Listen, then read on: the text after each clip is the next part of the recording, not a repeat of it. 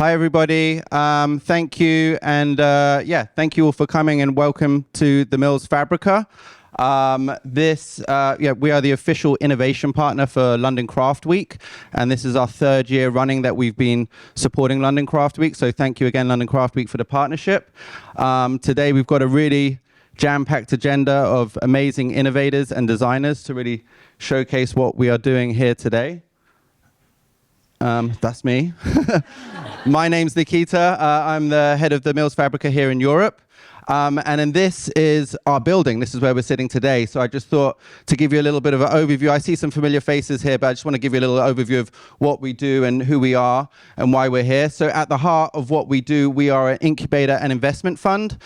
We invest in two pillars within the industry. One, which we call textile, which is textiles and apparel. But when we talk about investing in that side, we talk about the production, supply chain, and manufacturing side of the business. So we don't invest in individual brands. We invest in infrastructure that can help individual brands get to where they need to be. Because if we can fix what's at source, then everything else, let's say in front of the curtain, will be better.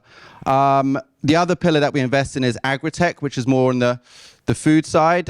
So there's a lot of crossover when you're talking about organic cotton and organic produce there as well. And then we have, within this building, we have a co-working space. So we cherry pick all of the people within our space. So they have to all be, from the lens of sustainability within the fashion industry and the food tech industry. And the idea here is really about building a community of like-minded people so we can all help progress this move to sustainability together, because it's not something that you can do by yourself. It's something that we need to do as a collaboration. And then you may have walked past it when you were downstairs, Fabrica X, the amazing innovation gallery we have, which is curated by Gabriella. I'm not sure if she's here. She's probably downstairs talking to people. But there we showcase all of the latest innovations within the industry from, sustainability, let's say. So some of the showcases we're showcasing there are companies we've invested in. Some of them are companies that we think are doing conscious decisions, and we want to give them a showcase. So that we've got an exhibition there called Biomaterials, which is going to be running until September. And then we have our coffee shop, Nourish Communities, which is going to be providing the food with us today. And we are also, we have a Fabrica lab upstairs as well. So where we are today, I think we're doing screen printing with natural dyes with colorifics. So definitely have a look. And then we are in the events room here. And this events room's all about building the community and the ecosystem and inspiring everyone to move forward. So that's a little bit of an overview of who the Mills Fabrica is and what we represent. I'm looking forward to today. And I guess the first speaker today that we're going to have up is Manel Torres, the founder of Fabrican, not to be confused with Fabrica. I'd like to invite him up to come and tell you guys what some of the amazing stuff he's been doing.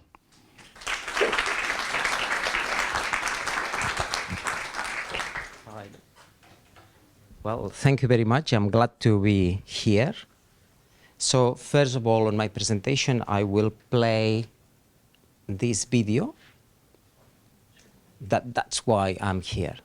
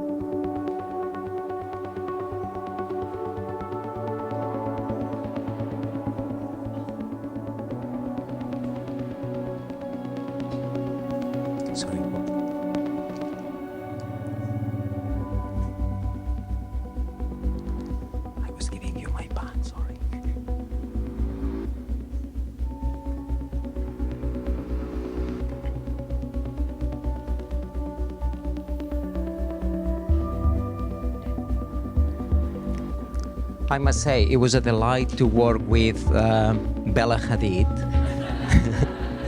They're asking me to come that side, so I'm coming to that side.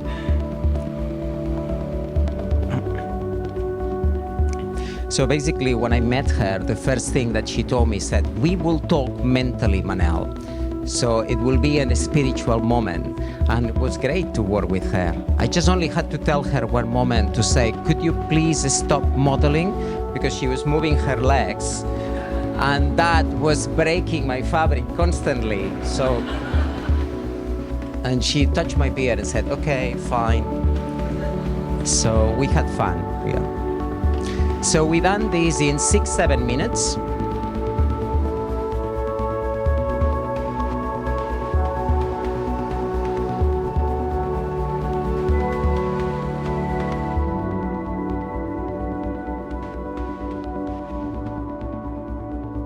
So that video went totally viral. So, you know, in 48 hours, we had 38 million viewers. So everyone knows about this dress, which is, it really has made this technology such a success. So here we have. So it was also a great collaboration with Copernic. So yeah, and here is where I met them. So they came to London. My labs are about 10 minutes walk from here, from Mills Fabrica. I am at the London Bioscience Innovation Center, and I have offices and labs there. That's where Fabrican runs. And here is Sebastian and Christina, her stylist. They came to London. First, they contacted me and they said, Manel, can you create an instant dress? Yes, of course. So they came, and here you can really see their faces. It's like admiring. So yeah, then they just only give me 4 weeks to prepare that dress for Bella Hadid. So that's how the fashion industry is. Very quick, very quick. And basically, you know, it's like this technology, there is nothing new about it, because I've been working for 2 decades. Designer dresses started as a liquid. Here you can see me a bit younger with no beard. In 2000, that was 2010. Plus additives. So I was at Imperial College doing these It's a new instant technology called t-shirts. Fabrican, mixing tiny natural and synthetic fibers with liquid polymers inside an aerosol can. It turns into a non-woven fabric and goes on like a second skin. The spray-on fabric, when it gets in contact with the air, it solidifies into this instant non-woven material. It starts as pure chemistry, but in the hands of a designer, transforms into art. And that was an event that we did in Russia, in Moscow, in 2011. So my presentation of today is all about the instant chemist tailor, which basically many people calls me the chemist tailor, but I think I am an instant chemist tailor because I do dresses instantly. So today's talk, I will talk about how it works, this technology, and mainly applications, because even that my beginning started in fashion, being at Imperial College, very quickly this research took me over that as soon as you can create an instant fabric, you can apply it in many disciplines like medical, automotive, you know, yachting, name it, interior design. And then how it works. So basically, we work with binders and polymers. We work with different range of fibers, from natural to synthetic. Especially, we work with cellulose, with hemp, with organic cottons, with synthetics like polyester, also lots of recycling materials. We use different carriers to spray this technology. Then we also have additives that it controls us the strength, the feel, if we want the material matte. It can be antibacterial.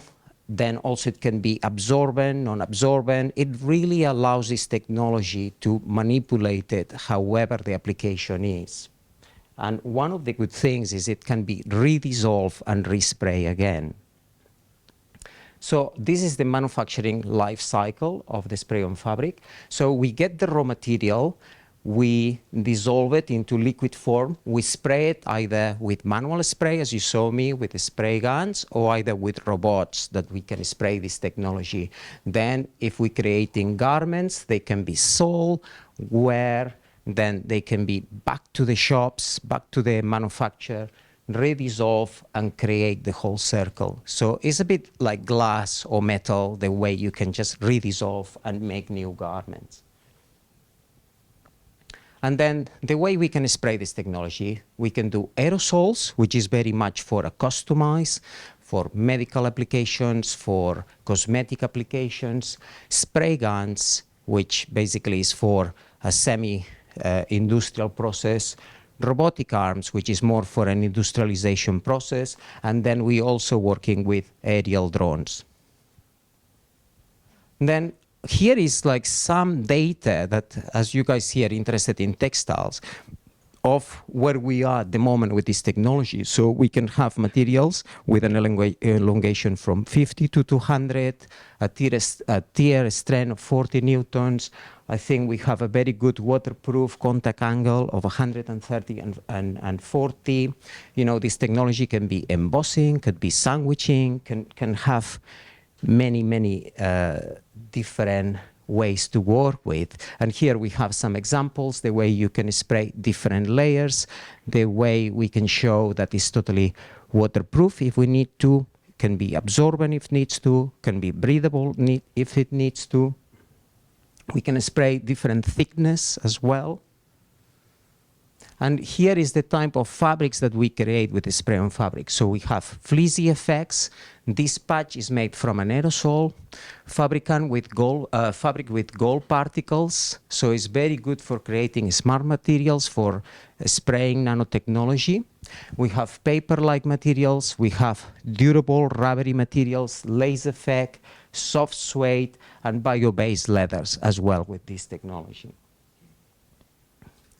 So also something that we work now these days is in seaweed waste. So many companies, they approach us and they say, okay, we throw all this seaweed that we don't use.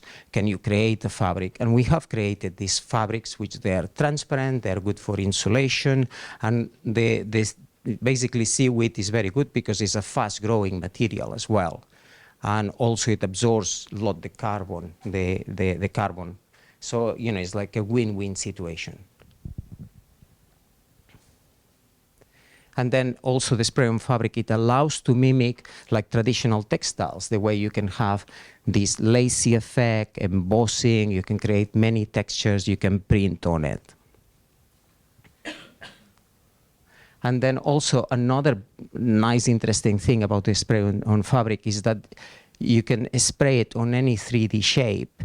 You know, it's like, for example, we're working now to spray robots. So we're trying different arms, and it's like these ones are foam, these ones are in silicone, and we see that our material doesn't stick on it. And then also in structures, this is like we're spraying gold, 18-karat gold, and just basically the material behaves like gold, the way it cracks, and you can hear the crack of the gold. And then, you know, it's like different structures that we can spray with this Fabrican material. And here is the applications that interest me about the future of fashion. You know, the way I envisage a future shop is like that maybe you will have a booth and you will be able to 3D print a dress with this technology. So this is things that we're working currently on. And then that dress that was behind there, we got a commission many years ago by Lady Gaga, and we did it in black for her. I never saw any photos, but she bought it. So we have the future of how I see how this technology could be used in robots, that, for example, in shops, for example, like shops like Zara, you know, or H&M, they could have on the back like a printing system that will produce their outfits for what they will sell the next day. So that interest, you know, I'm talking with these companies, which they're very interested to implement this technology. It's all about funding now. And here is prototypes that we do here in London in our lab. So we have a mold, we spray the t-shirt, and then the t-shirt, you know, it's like we remove it, and we have these instant t-shirts. And then how do I see as well is like bending machines. Maybe, you know, in the future we will be able to stand in a place and we will be able to see how our garments get made and collect them instantly. And here is some of the stuff what we're doing. We're doing like also applications on trainers, which these trainers can be made very light with carbon fibers. Then also I think for this country applications on hats for ISKO and for all these venues, so that then you are not compromised always having the same hat. You can just have the structure, remove the fabric and respray again. Then also applications in the medical field. That really, as soon as you can spray a t-shirt on top of someone, it leads into these medical wound dressings, drug delivery patches. It is for me that I started in fashion, it really fascinates me to go to this field. Then also totally remove is like into automotive applications, the way you can spray on foam and contain the foam. And this is like linings that we're creating. And we make them black so that they're UV protective. And then collaborations with lighting. So for example, we have these structures, and then these lights, they can be folded, and then you can just have them into a light. So this light, it falls into flat, and it really shows that we're working with fabrics. And then also applications for yachts, and in using the spray on fabric. In interior design, the way you can spray these materials conforming any forms and be able to create, you know, the ceiling, the sofa, the top of the table, and be able to control areas that can be, you know, totally waterproof. Some areas could be, you know, also mosquito repellent. You know, it's like we can embed a lot of the technologies to bring our rooms very functionable. So, and then something that I would like to really stress is all about the smart materials. The way this technology, because it's in a liquid form, is ideal to create smart materials so that you can incorporate many elements to make these fabrics very functional. And here is my conclusion. So basically, for this technology, we can create instant non-woven materials very quickly. We don't need any water on this process if we want to. We can redissolve and reuse any material that we create with this technology. It is very easy to produce and easy to manufacture, and can be produced locally. Because if we have the raw material locally, we bring it back to the shop, they have the raw material, they can redissolve it, and the designers can send their designs almost weekly and printing these designs. So this is what this technology can offer. And Fabrican is our passion, basically, and that's what makes me get up and wanted to make that dream happen. And that's it. So basically, this is my talk. I was 15 minutes, I was okay? Okay, thank you.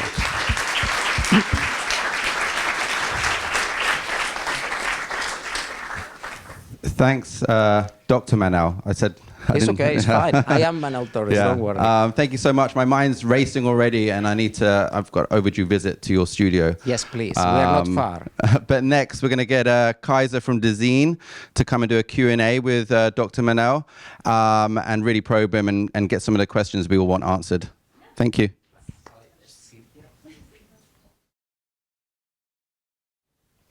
So ask me easy questions. Easy questions, softballs. Hi everyone, I'm Cajsa Carlson from Dezeen. I'm the deputy editor. It's great to see you all here, and thanks Nikita for the introduction. So to start with, how did you come up with this idea? It's amazing. Well, you know, I've been in UK now for, I think I came 1995 or 1996 to do a master degree at the Royal College of Art. And then there, when I was doing my master degree in fashion women's wear, I realized how important for me would be to create something that could speed the process of manufacturing. It's like when you are landed as a fashion designer, I don't know if there are fashion designers here, it's like you are landed with that you have to produce these collections and with such a short time. So you're thinking, it would be amazing if I could spray something. And I think when you are, I was very naive, I must say, because I thought that should be easy. But look, 20 years, I'm still fighting for it. But there I had that kind of belief that I could do that. So then when I finished my MA, I approached for a PhD at the Royal College of Art to do it. They said no.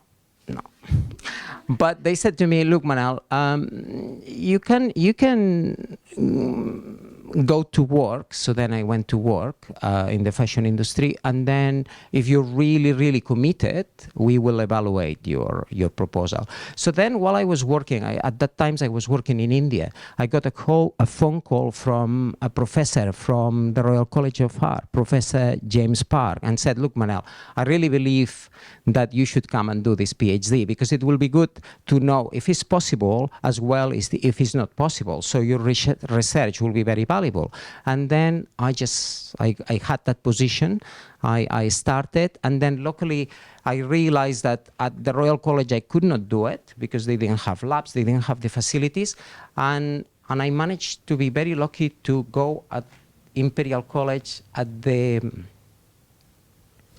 chemical engineering. Even I'm emotional because it's like I really live all that and breathe all that journey. So then basically, it was the right timing. At that times, probably they were more open-minded to have a fashion designer working on their labs. So there I was, and I've been at Imperial College for 15 years. Oh, wow.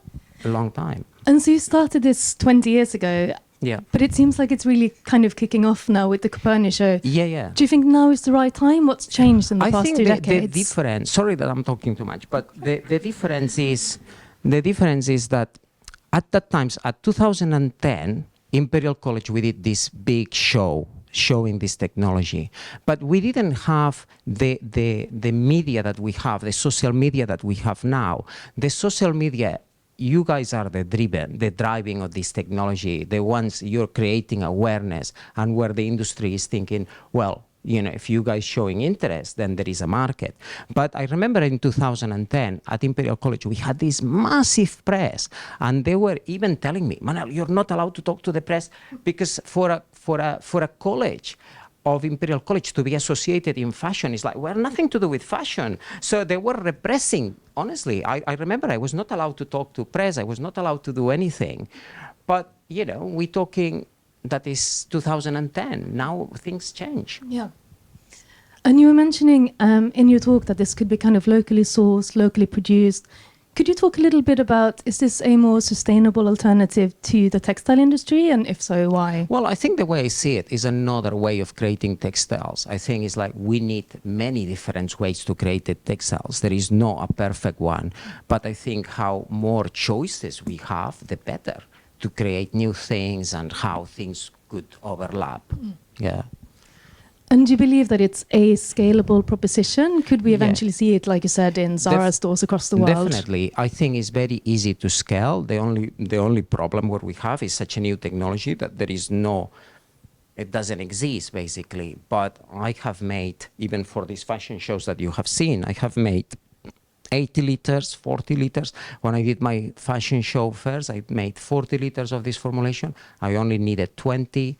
And I had, because it was an experiment, and now, for example, these lights that you saw, we're planning to do maybe 300 lights. So that shows that, yes, we can scale it up. Yeah.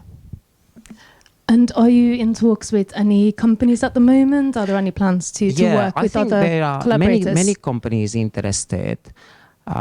But everything is quite slow because it's all a new change of manufacture, a new change. Everyone wants to use this technology, but also we're a small company as well, so we need to grow slowly.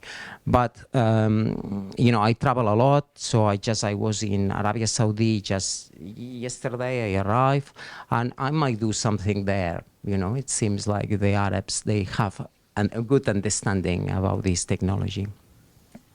And obviously we're now in a room where loads of people are interested in biomaterials. There's a lot of knowledge in this room about different types of fabrics and materials. And You mentioned a biopolymer made from cornstarch, and also that you're working with seaweed. Like, what other type of sources are you using for the materials? We work with a whole range. It's like we use lots of the cellulose materials, collagens. Basically, every client, every application comes with its own agenda, and then we fulfill that brief based on the spray on fabric technology. So there is room here for we're very excited about the seaweed material because it's a waste material that we can incorporate. Then, we have a whole range. Okay, so you're saying that the production process can be adapted to using different materials depending on the client's wishes. Is there any material that you're really excited to work with that you haven't tried out before, or anything you think could work that you'd like to test?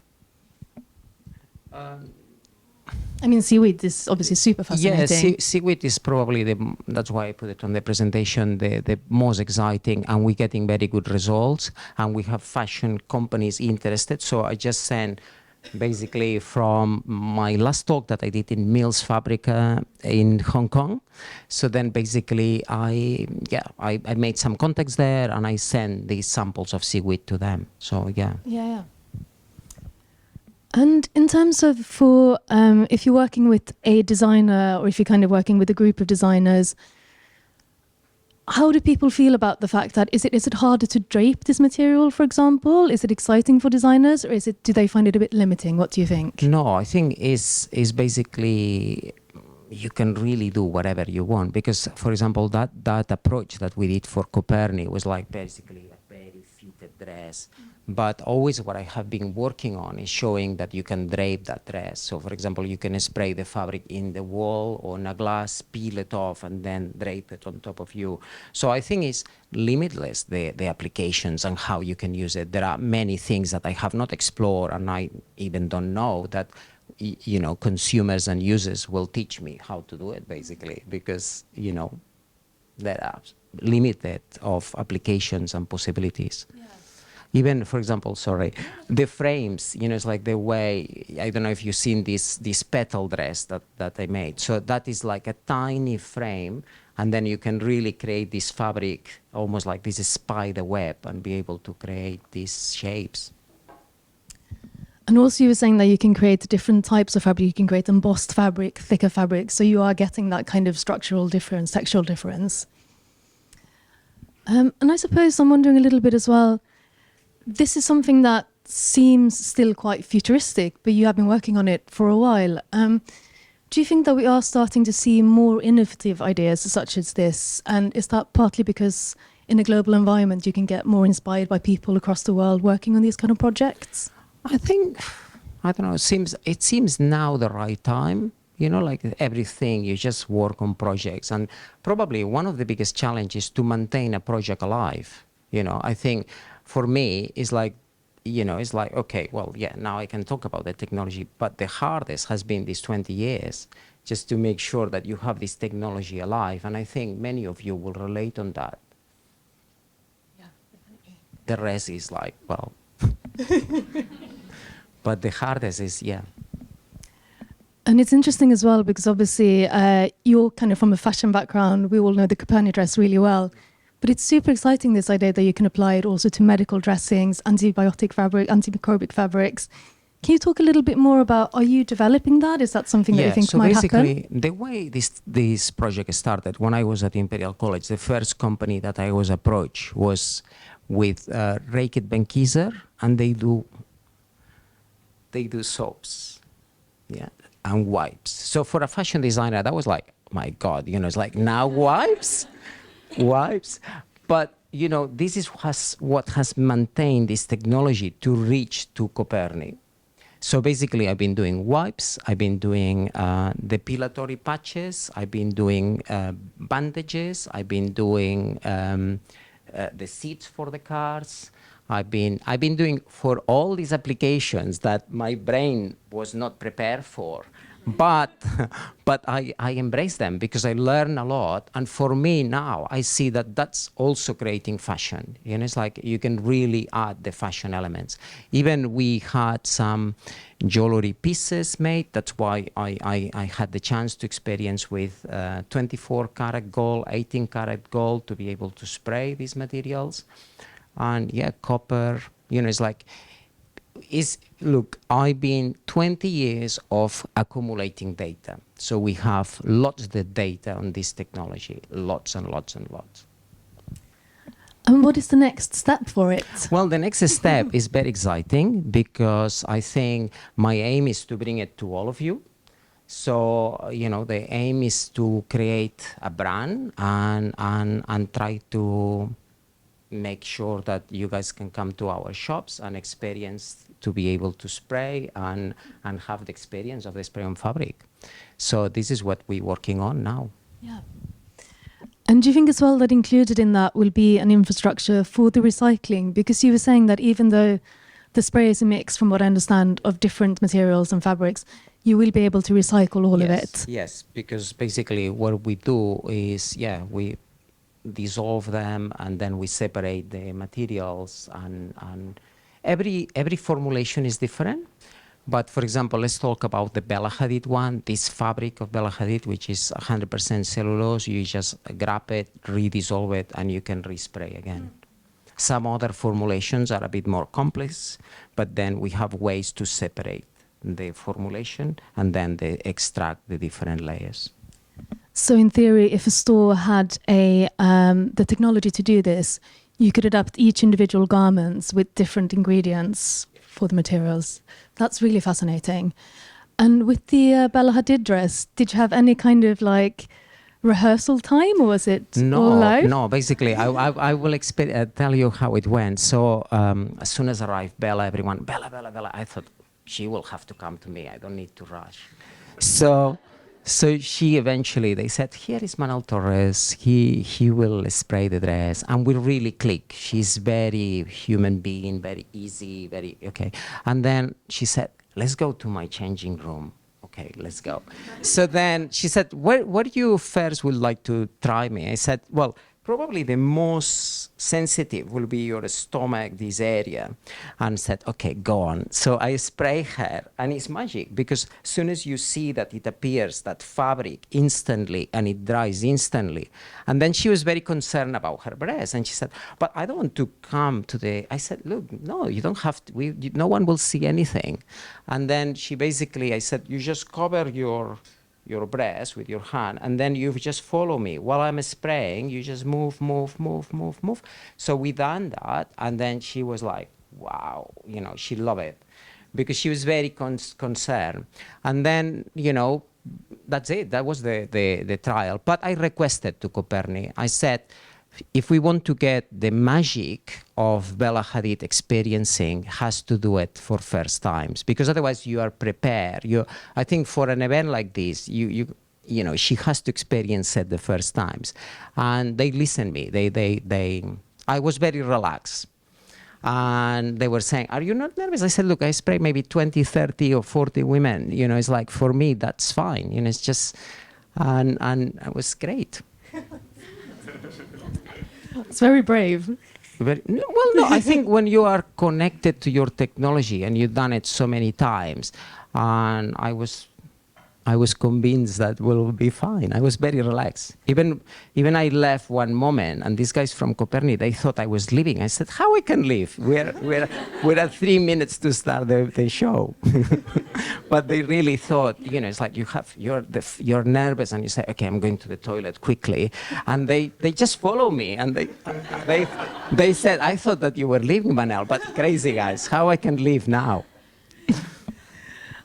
So the final question, what is the future of Fabrican, and what do you think is needed for this to become a more common feature in I think the fashion industry, look, you know, it's or like, the medicine industry? It's amazing. I think today I'm coming probably the perfect day, because, you know, my meeting that I had in the Saudi Arabia. You have exciting news? Yes, well, basically I cannot say much, but that's it. I think you will guys see it. You will see it. So I have a deadline, so you will see things on the 31st of December. Well, please keep Dezeen posted on that and all of us. Yeah. Thank you so much My for pleasure. taking the time to speak to me. My And, pleasure, my pleasure. And thank you for guys for being here and listening to me as well.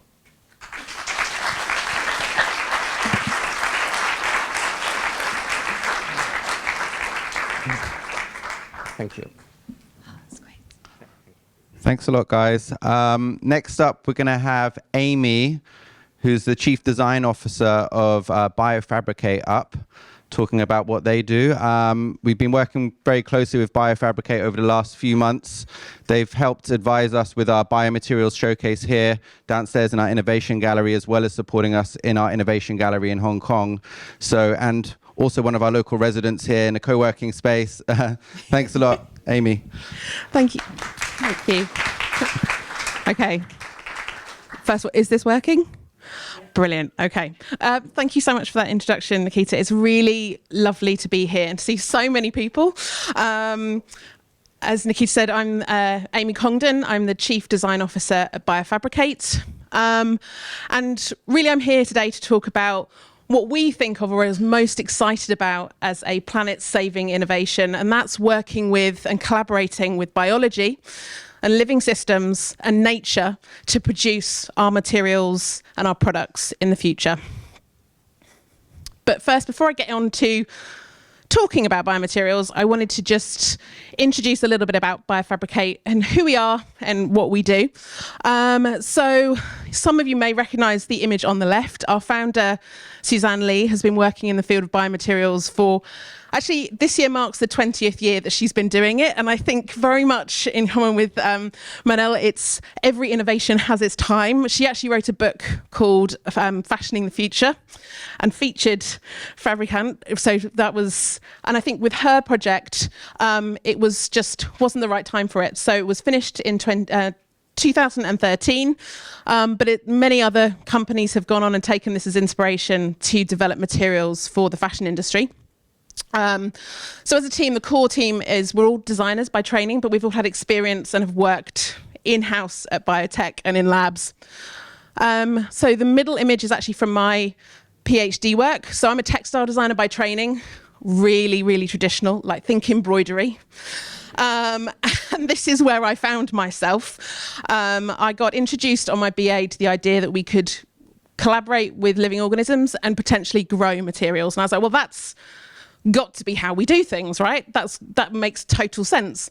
So it became a bit of a research obsession. I did an MA Material Futures based at Central St Martin's, which is near here, and then went on to do a PhD at the Design and Living Systems Lab at Central St Martin's in collaboration with King's College London, based at Guy's Hospital, where I was creating textile scaffolds and trying to control and orient cell growth around them, which, having not done science since GCSE, was quite a learning curve, but hugely rewarding and fascinating.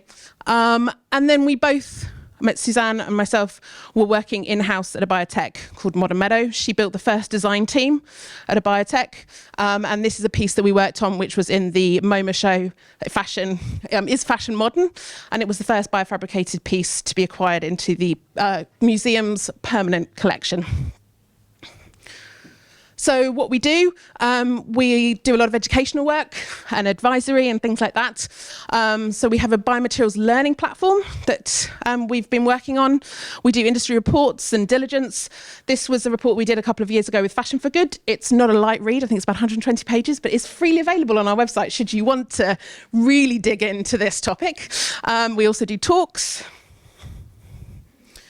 We work on creative projects for biodesign innovators, so things like branding and brand strategy and creation, exhibit design. So this was a piece that we did for the recent show at the Barbican, Our Time on Earth, which featured a range of different biomaterial innovators, including a company that's based here. I see some people from the room. So Colorifics were one of the exhibitors in our piece. And then we also do things like materials and product design. And maybe what we're probably best known for, and this is a bit of a shameless plug moment, so bear with me, we have our Biofabricate Summit that we run every year, where we convene the community of biomaterial innovators, brands, investors, and this year it's happening in Paris from the 4th to 6th of October, and our tickets will be opening for applications 19th of May. So that's the plug over. And then we have our Biofabricate community that will be, the doors will be opening virtually for that on the 19th of May. And this is something new that we're working on to try and connect the ecosystem, bring everyone together and make sure that the conversation carries on throughout the year. So pop yourself on our mailing list if you're interested. But at Biofabricate, and sort of focus of my talk, is really to speak about our vision, which is, and our vision is our material world built with biology. So as I said, collaborating with and learning from nature to think about different ways that we can make our materials and our products, because I think, as we all know, the way we've currently been doing that has its problems. Nature's got a bit of a head start on us. So we should really take that sort of humility and see how it creates and produces in the amazing ways that it does. But before I go in to talk about biomaterials a little bit more, I thought it's always good to do a bit of a history lesson. So just to sort of put ourselves in context of our use of materials as a species, we first started using nature's materials. We've been doing that for millennia. So things like leather and wool and silk and linen. I think this is the oldest leather shoe ever found. And then as we moved into the 20th century, we thought, can we replicate what we have in nature, but in a different way? So we started making synthetic naturals. So materials like rayon, which were actually marketed as artificial silk. So we were trying to reference nature's materials, but make them in a different way. And then, as we moved into sort of the 1960s, we've moved away from any reference to nature, apart from the fact she's dressed as a bat. And we were really leaning into synthetics, their performance capabilities, their aesthetics. We came to love their sort of cheap price and their mass availability. And really, it sort of moved away from any reference to nature's materials, and we really started to explore the possibilities of synthetics. But then as we moved into the 80s, we realised that might not be such a good thing, that there were problems that came with those materials. So what we tried to do is copy synthetics using nature. So we used companies like DuPont were trying to use sort of inputs like plants to make alternatives to synthetics. So biosynthetics had some bio input to produce something that was as close as possible to the synthetic materials that we were used to. But now, as we move into sort of today, it's an era of materials that we're really excited about, and the show downstairs is really focusing on, is using synthetic biology and biomaterials. So you may have heard of some of these, things like mushroom leather, spider silk, algae fabrics, things where we are working with a different set of tools to produce our materials and our products. But we've heard this word a lot. What are biomaterials? So it's always, I think it's good to have a level set on what that is. It's a really general term. It can mean kind of anything that is in some way biologically derived. So leather's a biomaterial, cotton's a biomaterial, all the way through to a spider silk that's been produced by bacteria in a lab. So as with any material, we have to understand, just because it's bio doesn't necessarily mean it's better, and it doesn't necessarily mean it's had any really complex or new technology. So we really have to dig that level deeper to understand how is it made and what are its impacts and implications. And I think we all know why that's important to ask those questions. I don't think this is a room that I need to tell people why we need to think about doing things differently. But since by the time I finish my talk, we will have added another 2 million tons of carbon emissions into the atmosphere, 25 million tons of microplastics into the sea, and 3,500 tons of clothing or textiles will have gone to landfill. So we know that there's a problem, and everyone, I think, in this room is part of trying to be the solution to figure out how we can do that differently. And we've, that's an interesting, the image has not appeared, but maybe it will come up in a minute. One of the things that blows my mind still, and why we're particularly fascinated with working with nature, is that we have only discovered 0.001% of all species on Earth. And already we have discovered organisms that naturally will make us pigments. So things like pigments for dyes, for textiles, like the work of colorifics. Will grow materials like cement in ambient conditions in the same way that coral reefs form. So rather than having to heat things up to massively high temperatures and extract from the earth, we can use biology to grow our structural materials. Companies like Biomason are producing sort of currently tiles, but when they match like for like, theirs can be 3 times stronger than a concrete block. And even, and most excitingly, we've got organisms that can feed on emissions. So a lot of organisms, everything needs food to live. Same thing with tiny organisms. No matter how big you are, you need some kind of nutrition. But instead of sugar, which a lot of organisms use, there are people who are looking at organisms that can feed on emissions, which is surely where we need to get to. 2 birds with 1 stone and all of that. So we're really turning to nature's toolkit, and this is our particular interest. So working with things like algae, that's from sort of macro scale algae that you see at like the beach, so seaweed and kelp, through to micro algae, these little cells here, bacteria and yeast, but instead of maybe using them to produce alcohol, which I know we all know and love, we can engineer it to produce something like a protein that is like spider silk.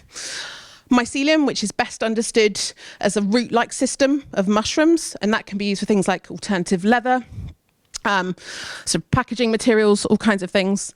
And then also there's a whole group of innovators, and that's really the focus of the panel today, looking at waste biomass. So how do we think about our resources intelligently, and rather as not as a problem, but as part of a solution? And this is just some of the examples of the sort of prototypes and products that are coming out to market. These are all biomaterials. The main sort of applications at the moment are things like leather, fibres and fabrics, dyes and finishes, but there's also applications, of course, for things like food, but also personal care, automotive, construction, interiors, really just anything you can think of as a material or as an ingredient or a product, there's probably there's a biological way to make it. But why use them? I think they have the potential to have savings or impact in all of these areas. They can mean less water, less land, less toxic chemistry, and less greenhouse gas emissions. Doesn't mean they all will, and as I said earlier, we can't do the easy assumption that bio equals better, but they done right and really realised as the potential of this technology, they can mean real savings in all of these areas. And also, they have other potential benefits. They can be animal and fossil-free, fuel-free. They can offer new design possibilities. They can be traceable, have reliable quality and quantity, and they also offer new manufacturing possibilities. So one thing it's also worth saying is with any technology, this is going to be measured in years and decades, not in the months or weeks of fashion, as we know. Like real innovation takes a lot of time.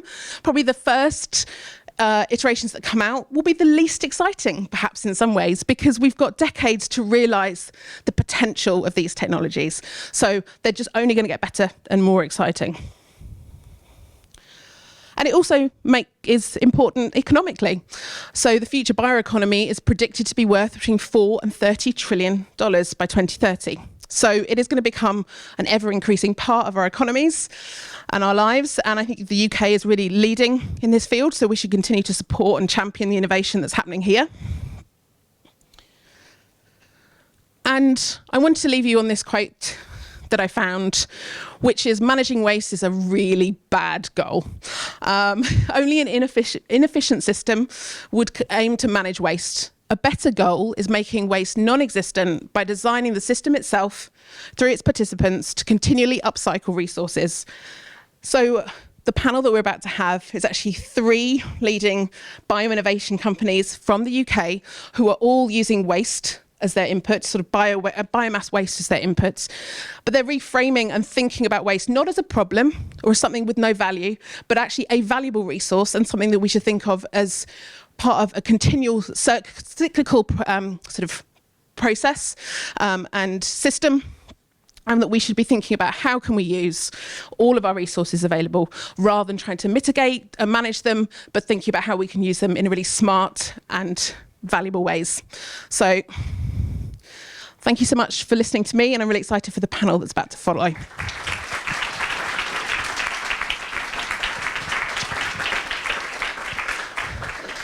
So I think we'll just roll straight into it. So can I ask my three panelists that are hiding up, they're all here, to come up and join me on stage. I think there's two, do we need one more mic?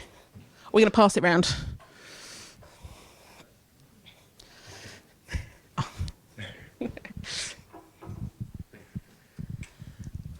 So thank you so much for joining me. As I said, it's great to be joined by three UK-based sort of leading bioinnovation companies. I'm actually three co-founders. So Yudi Ding from Hyde Biotech, Brett Cotten from Arda Biomaterials, and Patrick from Pinto from Really Clever. Thank you so much for joining me. I think, and all of you guys are making sort of alternatives to leather with the waste that you use.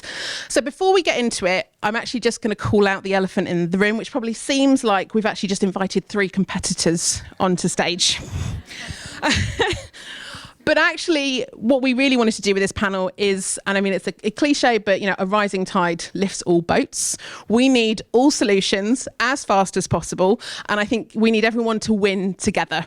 And let's be honest, if all three of these guys scaled to a decent size tomorrow, there'd still be more demand than there is supply. So let's just think about how they're all approaching this in a different way, but also really thinking about how we can lead in the bioeconomy in the UK. So I think let's kick it off by, if you each want to just introduce yourselves and where you're from and what your company does, and then we'll get into the discussion. I guess I'll start first. Yeah. Thanks, Amy. Thanks the Mills for this amazing event. My name is Yudi. I'm the co-founder and CEO of Hyde Biotech. My background is in chemistry and chemical engineering. I did my PhD in Cambridge on protein and organic chemistry. And prior to that, I was in Paris studying chemical engineering. So really have a science engineering background. Also had an industrial experience in cosmetic R&D as well as pharmaceutical manufacturing. So at Hyde, we're making a waste-derived collagen-based biomaterial that is inspired by leather.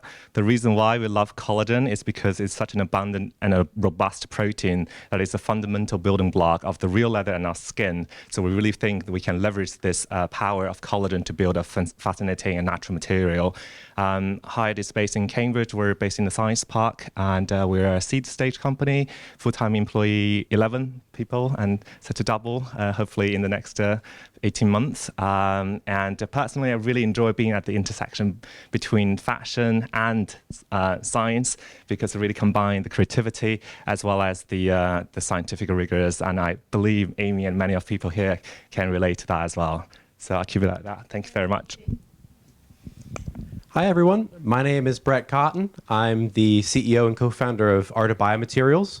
I have an MBA in biotech from Cambridge. I wrote a book on how alternative protein founders in food and fashion can impact climate.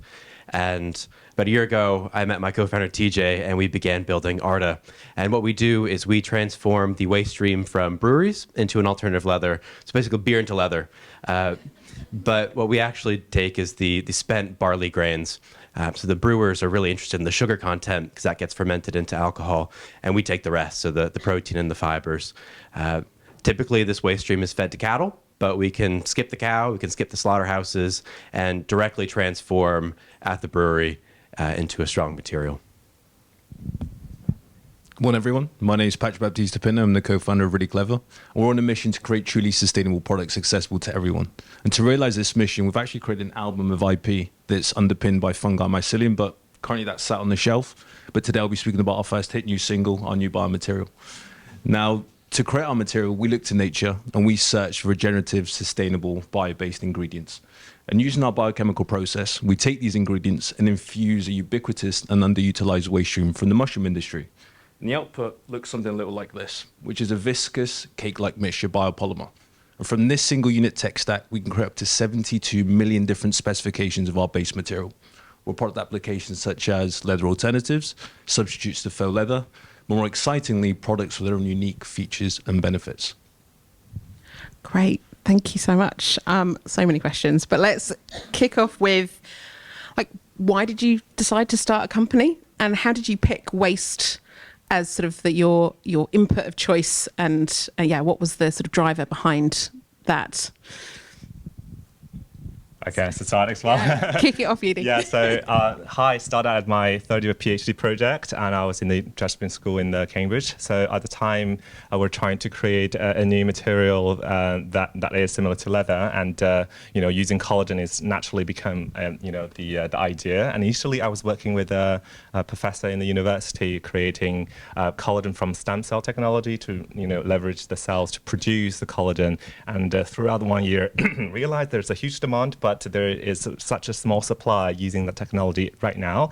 I'm still hopeful for the future, but if we want to get to scale and really make the impact that we want to bring as a sustainable material startup, we really need to find solutions and find resources that is cheaply available, scalable, and that made me make a pivot to find where can we find collagen. And then actually collagen, as we know, is one of the most abundant protein in the world. There's a lot of surplus in the food industry, and we look at different sources of collagen from bovine, ovine, piscine, and all of that, and then try to find the most sustainable and least impactful material. And then we find the piscine, which is fish collagen. It is the target, and then we start to source the material, work with the suppliers, and achieve the transparency that will lead, and then isolate the protein that we want and build a material, build a prototype, and so we can work with fashion brands. So that's my story. Yeah, great. And I think, Patrick, just to touch on something that you said, where you said this, you put one thing on the shelf, but you really look to an abundant waste source for yours. I mean, was that a driver for sort of scale and to have impact quickly? Exactly that. So the initial technology that we were looking to do was leverage unique properties of mycelium in the context of liquid state fermentation. But ultimately, we highlighted some gross inefficiencies when it came to the scale-up methodology, which was high growth time, low performance, and high cost. And ultimately, for us to create a true alternative, we need to, of course, reach price parity as quickly as possible. And to be a true substitute, we, of course, need to produce the material in a high throughput manner. So ultimately, what we did was pivoted our technology from a mycelium-derived product through to the actual fungal waste stream. Because what we recognized, the compounds that are responsible for a great material in the context of mycelium also present in the waste stream that we now leverage as well. So instead of now growing something, we essentially delegate and abdicate that particular responsibility to our suppliers, so they can deal with the burdensome capex-intensive parts of the process, and we can deal with the core magic of innovating against the polymer. Right. And Brett, just also come to you. I mean, just a question around sort of scale of the waste stream versus like how much you need. I think that's always as we think about, great idea for all of these, but just how we match the sort of scale of the stream to an application and sort of what that looks like. Yeah. So TJ and I started in Bermondsey, which, for those who don't know, is home to London's craft brewery district. You have the Bermondsey Beer Mile, so there's about 20 breweries there, and we happen to live there as well. So someone said, why don't you go pop down to the brewers? They got tons of waste. And then we learned that they have this immense amount of spent barley grains. And we looked into it, and there's millions and millions of tons in the world. We would actually only need 10 to 15% of the spent grains to satisfy all of leather demand in the way that we manufacture. And it's kind of funny because we were originally looking to do spent grain into food ingredients, but then we spoke to a friend at AB InBev, and she said, don't do it. It's really challenging. There's regulations, and to get a food ingredient, an isolate, you only sell pea protein for about 5 pounds per kilogram. So it makes it quite difficult unless you're the biggest brewery in the world. So then we looked to other protein-based materials like leather. And now, instead of in the food sector, I was creating food. Now we create a wearable material, and food is just a edible one. And so we actually aim to partner with breweries around the world, so we can actually produce locally. So it's something that you were touching upon with Fabrican, is empowering local supply chains. There's so much of this grain, it's a waste stream. A lot of brewers will pay to get rid of it, actually. And what if we could just use that within cities and create materials that can be used by artisans in-house? Great. And I think I wanted just to move on sort of a bit on that sort of thought, but just because the focus of this event is obviously planet-saving innovations, and I'd love to sort of know how you're thinking about impact and tracking that. I think for anyone, I mean, I'm sure a lot of people in this room know that often LCAs are asked for probably too early on for companies. You know, an LCA is something that you can really do when your process is locked down. Scale makes a huge difference to your impact, but you know, when you are starting a company from scratch and from the ground up, how are you thinking about tracking that until you work towards that as a sort of an output? I'll take first. So when I started the business, and then we're looking at a different waste stream, and we're looking at a different, for example, food stocks production and its own life cycle, and see the data that is already generated in the public domain to see what are the, for example, production of the cow, of the sheep, of the fish, and what is the carbon footprint, what consumption, land use associated with those industry itself. And second of all, once we get the protein, and then from the protein to making our material, there is a transformation step as well. There's the different processes to produce the material, and then we can only do our best to estimate, okay, this can reference to certain industry, for example, synthetic leather industry, that also using different equipment as well.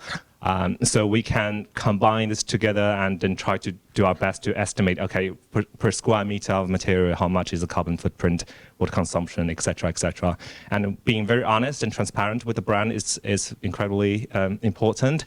So during our brand conversations, and we need to say, okay, I understand that LCA is something that is required, and it would definitely have that plan, when we scale up and do our production. But right now, this is the data that we generated, and this is the data that we collected from these credible sources, and then we present to the brand, and the brand typically they're very comfortable with that type of transparency at data. So that's our approach right now. Great. I don't know if anybody else wants to.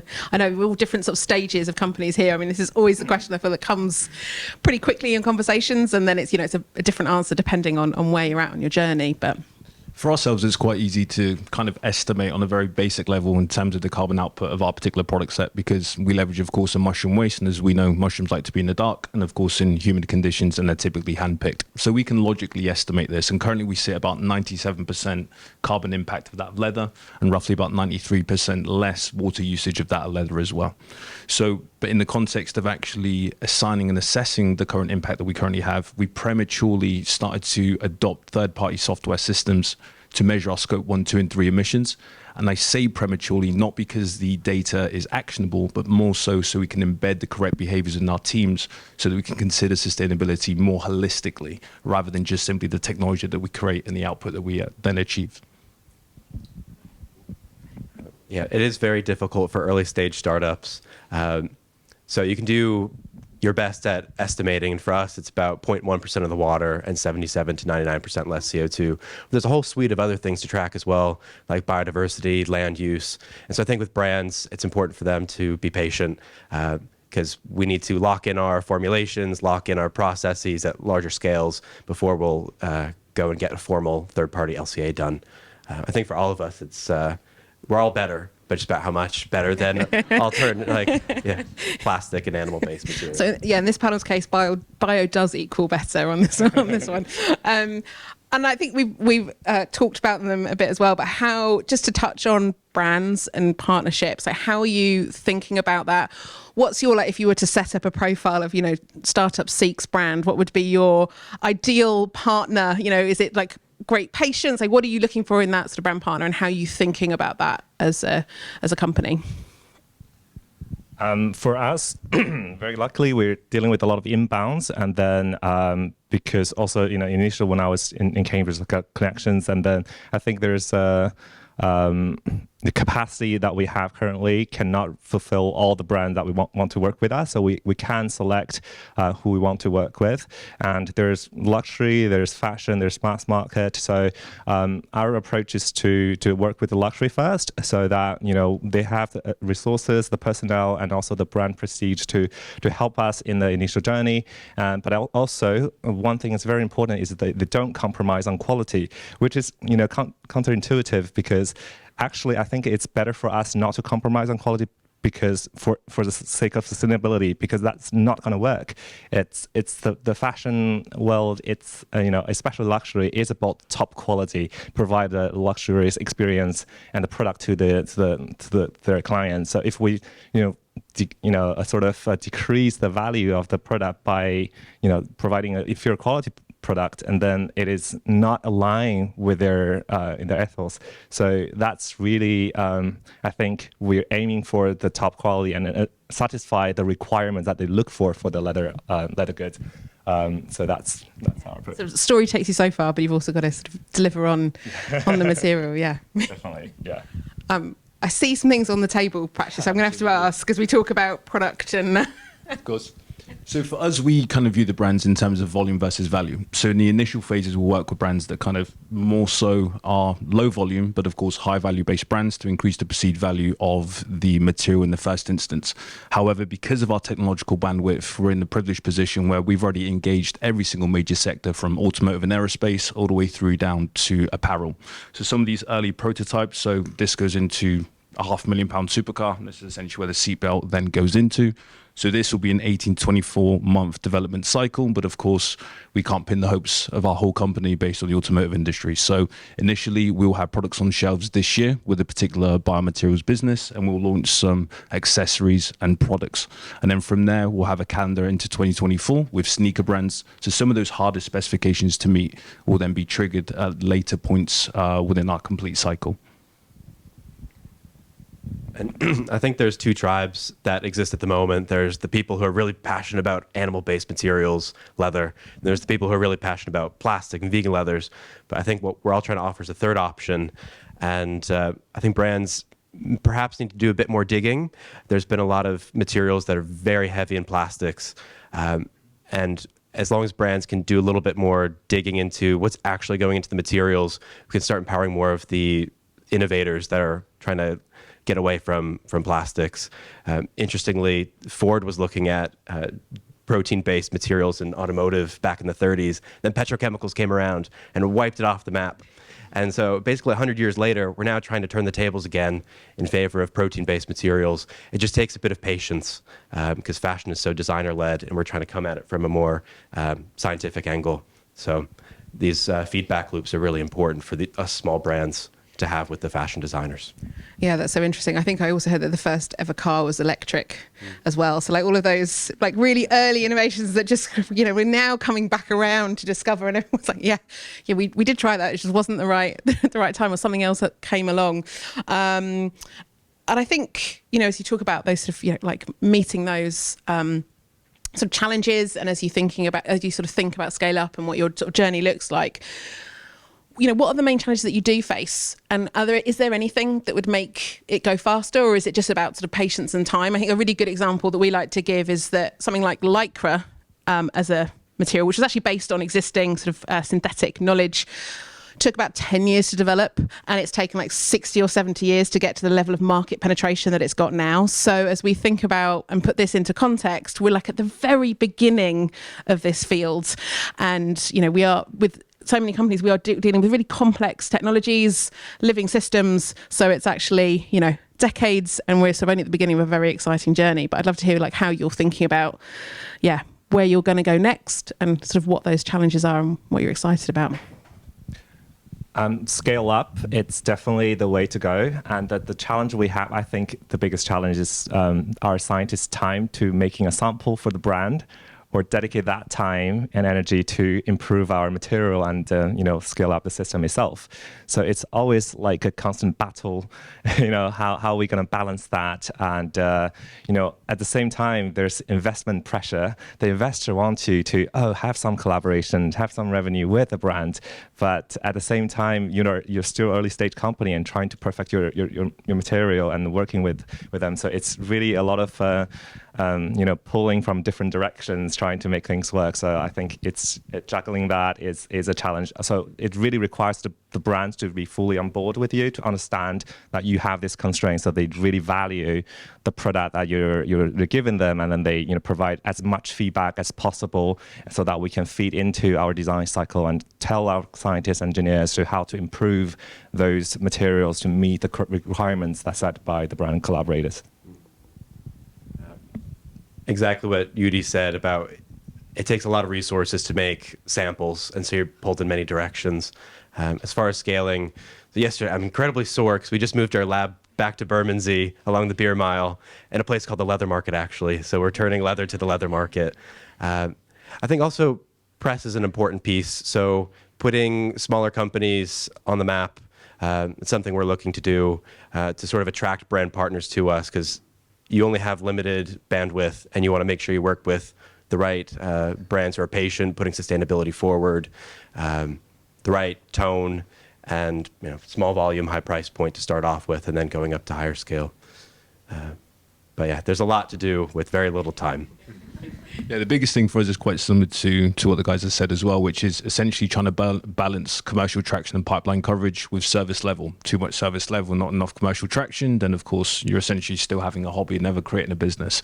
But then of course too much commercial traction and not service level, you run the risk of course of shutting those doors, and they're extremely difficult to then pry open again. So again, it's obviously building up the particular samples required for the particular brands is currently the biggest challenge. But for us, our guiding belief when it comes to our scaling is that the winners in the space will be determined not by the technology that can make one specification 1,000 times, but more importantly, can make 1,000 specifications at least once. And for us to be able to do this, we have to own the manufacturing facility so that we can not only incrementally improve the process efficiency over time, but embed the necessary flexibility to scale different specifications to service different sectors of the leather industry.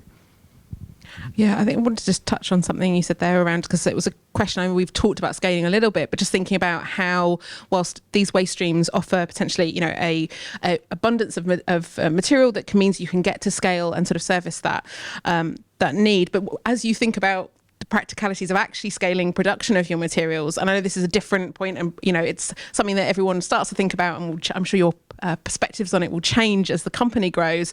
But you say you think about producing your own facilities. Is it about finding a contract manufacturer, or having a pilot plant and then finding someone you can license it to? Like, how are you thinking about? And we talked about local, so just how we think about producing these materials to have impact at scale. I think for us, because we're located on the Bermondsey Beer Mile, TJ will just swing by and pick up a bucket of grain, and that suffices for now. But we would be looking to produce a pilot facility, same as the brewers underneath the railway arches, because for companies, it's important to develop our process and then look to third parties so that we can protect the IP on it. So that's the stage we're currently looking at. I think a lot of companies in the past 10 years have really struggled with scale. So the companies that are coming out now are really focused on delivering at scale as we grow, and in a much more quick way. We have some exciting news to share over the coming months, but we are building our facility and that will be operational in September, October time of this year. So exciting times ahead. But in the context of using a particular waste stream, there's 3 really cool reasons that we believe leveraging this waste stream really allows us to scale. First is, again, we get to delegate a lot of the burdensome CapEx intensive portions of our process to our suppliers.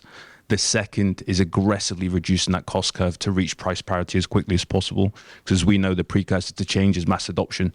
For mass adoption to occur, we need price parity and quality of performance of products that people are typically accustomed to. And finally, again, and apologies I keep saying this, is the technological bandwidth that this particular waste stream presents to our scaling methodology that really excites us. Great. And I think I wanted just to touch on one thing that we think about a lot, and then if you've got time, we'll throw it open to the audience if anyone's got questions. But going back to the slide we had around the sort of different eras of materials, and when we look at sort of referencing back sort of synthetics that we're referencing naturals, and at the moment, you know, we've obviously talked about all of your materials in the sort of context of leather alternatives, you know, and they are alternatives in that they come, you know, in a sheet form. You can put a black calf grain on it and make it look like an animal material. But as we think about, you know, they are not don't have the same constraints as animal leather.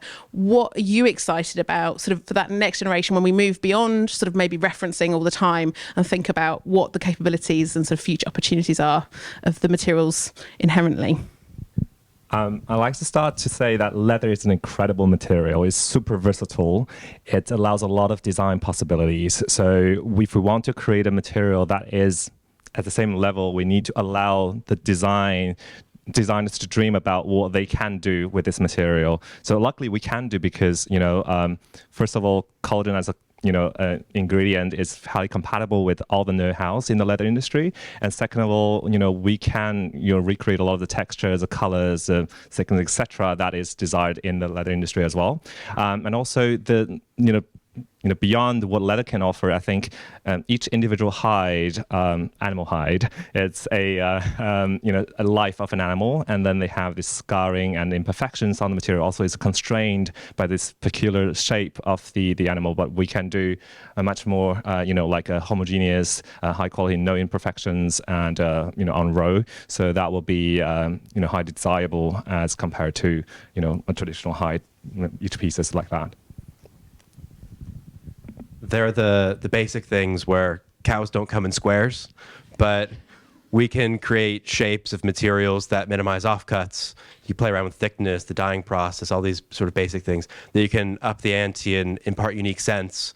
So in the same way you pick the exterior color of your car, you could pick the interior scent as well. And then you can think about going even beyond leather, because we build from the ground up. So you can impart unique qualities that cows just can't from the bottom down. What about imparting circuit boards and other technologies into the material? A lot of leather doesn't really go through the wash, so you can impart electronics and branch off of alternative leathers into packaging or other textiles. So it's really exciting, but I think for the start, we need to focus on building a really great material and then level up over the coming years into the more funky bits. I think for us, the exciting thing is when we can start moving away from the use of the term leather alternative, because ultimately the real reason we use this is for that associative response. Because for us as consumers, the minute we say biomaterials, it's a bit of a nebulous term, and it's very difficult to understand what that truly means. So until we can really move away from the term leather alternative while we're still advertising leather, and of course, as we know, an alternative typically sparks emotions and feelings of a lesser based product. And I think until we transcend into a properly regulated and labeled product, I think we're still going to have a huge issue with really trying to get consumers on board to this particular sector. Great. I think we've got a couple of minutes if anyone's got a question in the audience. If not, I can definitely fill that time. So don't. So there is no pressure. But does anybody? Oh, yeah. Can I just grab your mic? Hi, I'm Elsa. I'm a sustainability consultant at Sandcraft. And I think it's following on from the question that you just asked. Do you still see a fashion industry where animal products, animal leather plays a role? Or do you think it's going to move completely beyond that and that will become useless, I suppose? I think we can look to the food sector. So for the past 10 years, there's been a ton of investment into alternative protein in food. Probably the best product to look at is alternative dairy. So your Oatleys, your plant-based milks, staple in 40% of American households now. So now is the wave of biomaterials. I think animals will always play a role, but hopefully we can shrink that by a lot over the coming decades. It is a very long play, though. But we're sort of following in the footsteps of the food sector.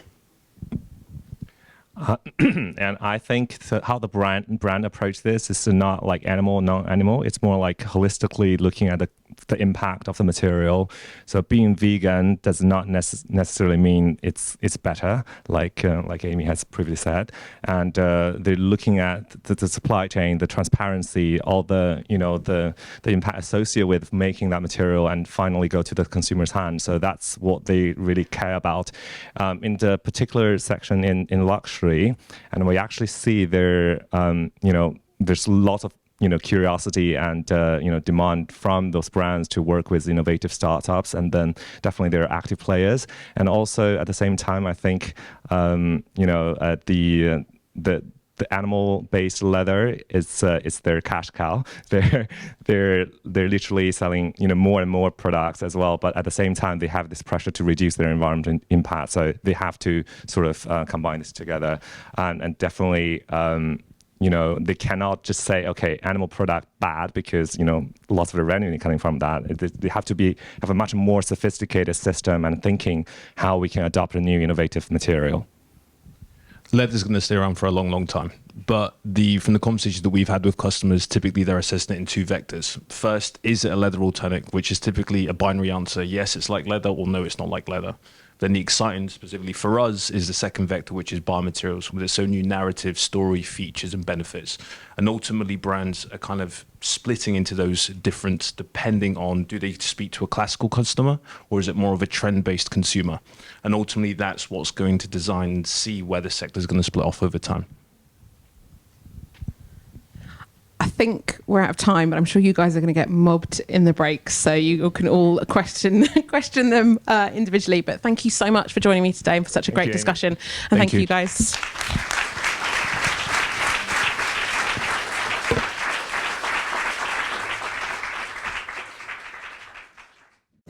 Okay, everybody. Thanks again. I hope you all had a nice coffee and croissant and everything. So next I'm going to introduce you to Lauren Bartley, who's heads up sustainability at GANNI, and talk about, fabrics of the future. Okay, over to you.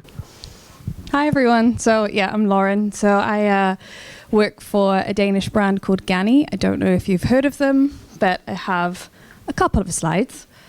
At GANNI, we're based in Denmark. Our main office is in Copenhagen, but we also now have an office in London, which is awesome. And we would describe ourselves as a state of mind more than a form of dressing. But we are predominantly a women's wear brand.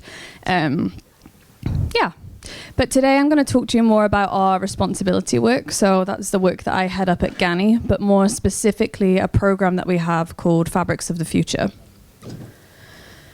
And then first and foremost, it's really important to say that we would preface anything that we talk about on responsibility or sustainability by saying we're not a sustainable brand. And this now seems to have also become like a very good greenwashing tactic, but I promise you that's not what it is here either. We started saying we're not a sustainable brand because we wanted to be able to talk about the work that we were doing without being called out for greenwashing or saying that we were doing it for marketing. So at GANNI, we really feel like it's our moral obligation to be the most responsible version of ourselves, but we also need to educate our customers who are not always very well informed on sustainability or some of the issues in the fashion industry. And we also need to, first and foremost, actually also educate our own employees who work for a fashion brand, but maybe also don't know some of the challenges that we have around sustainability or challenges within the industry. So when we ever talk about this subject, we will always say we're not a sustainable brand, but we are focused on becoming the most responsible version of ourselves. And for us, that means talking about things, but being honest, not perfect. So we talk about what's going well, but we also talk about the challenges that we're facing. And we also put out very publicly every single goal that we have around responsibility, both social and environmental. And we report on that progress every year in our annual responsibility report, which we actually just launched a few weeks ago. So I have a slide at the end, and I really encourage you to check it out. It's not really your typical sustainability report, or I would say that obviously, but it really isn't, because if you read it, the way that we talk about it is just how you would talk to a friend, and we talk about stuff like, this did really well, but actually we didn't quite meet this goal, or we're off track, and these are the reasons why, to also shed a light and not try and like cover things up when they're maybe not running as they should. which I actually think fits very perfectly into working with fabric innovation and that mindset of we need to try with these innovations, but sometimes they won't always work.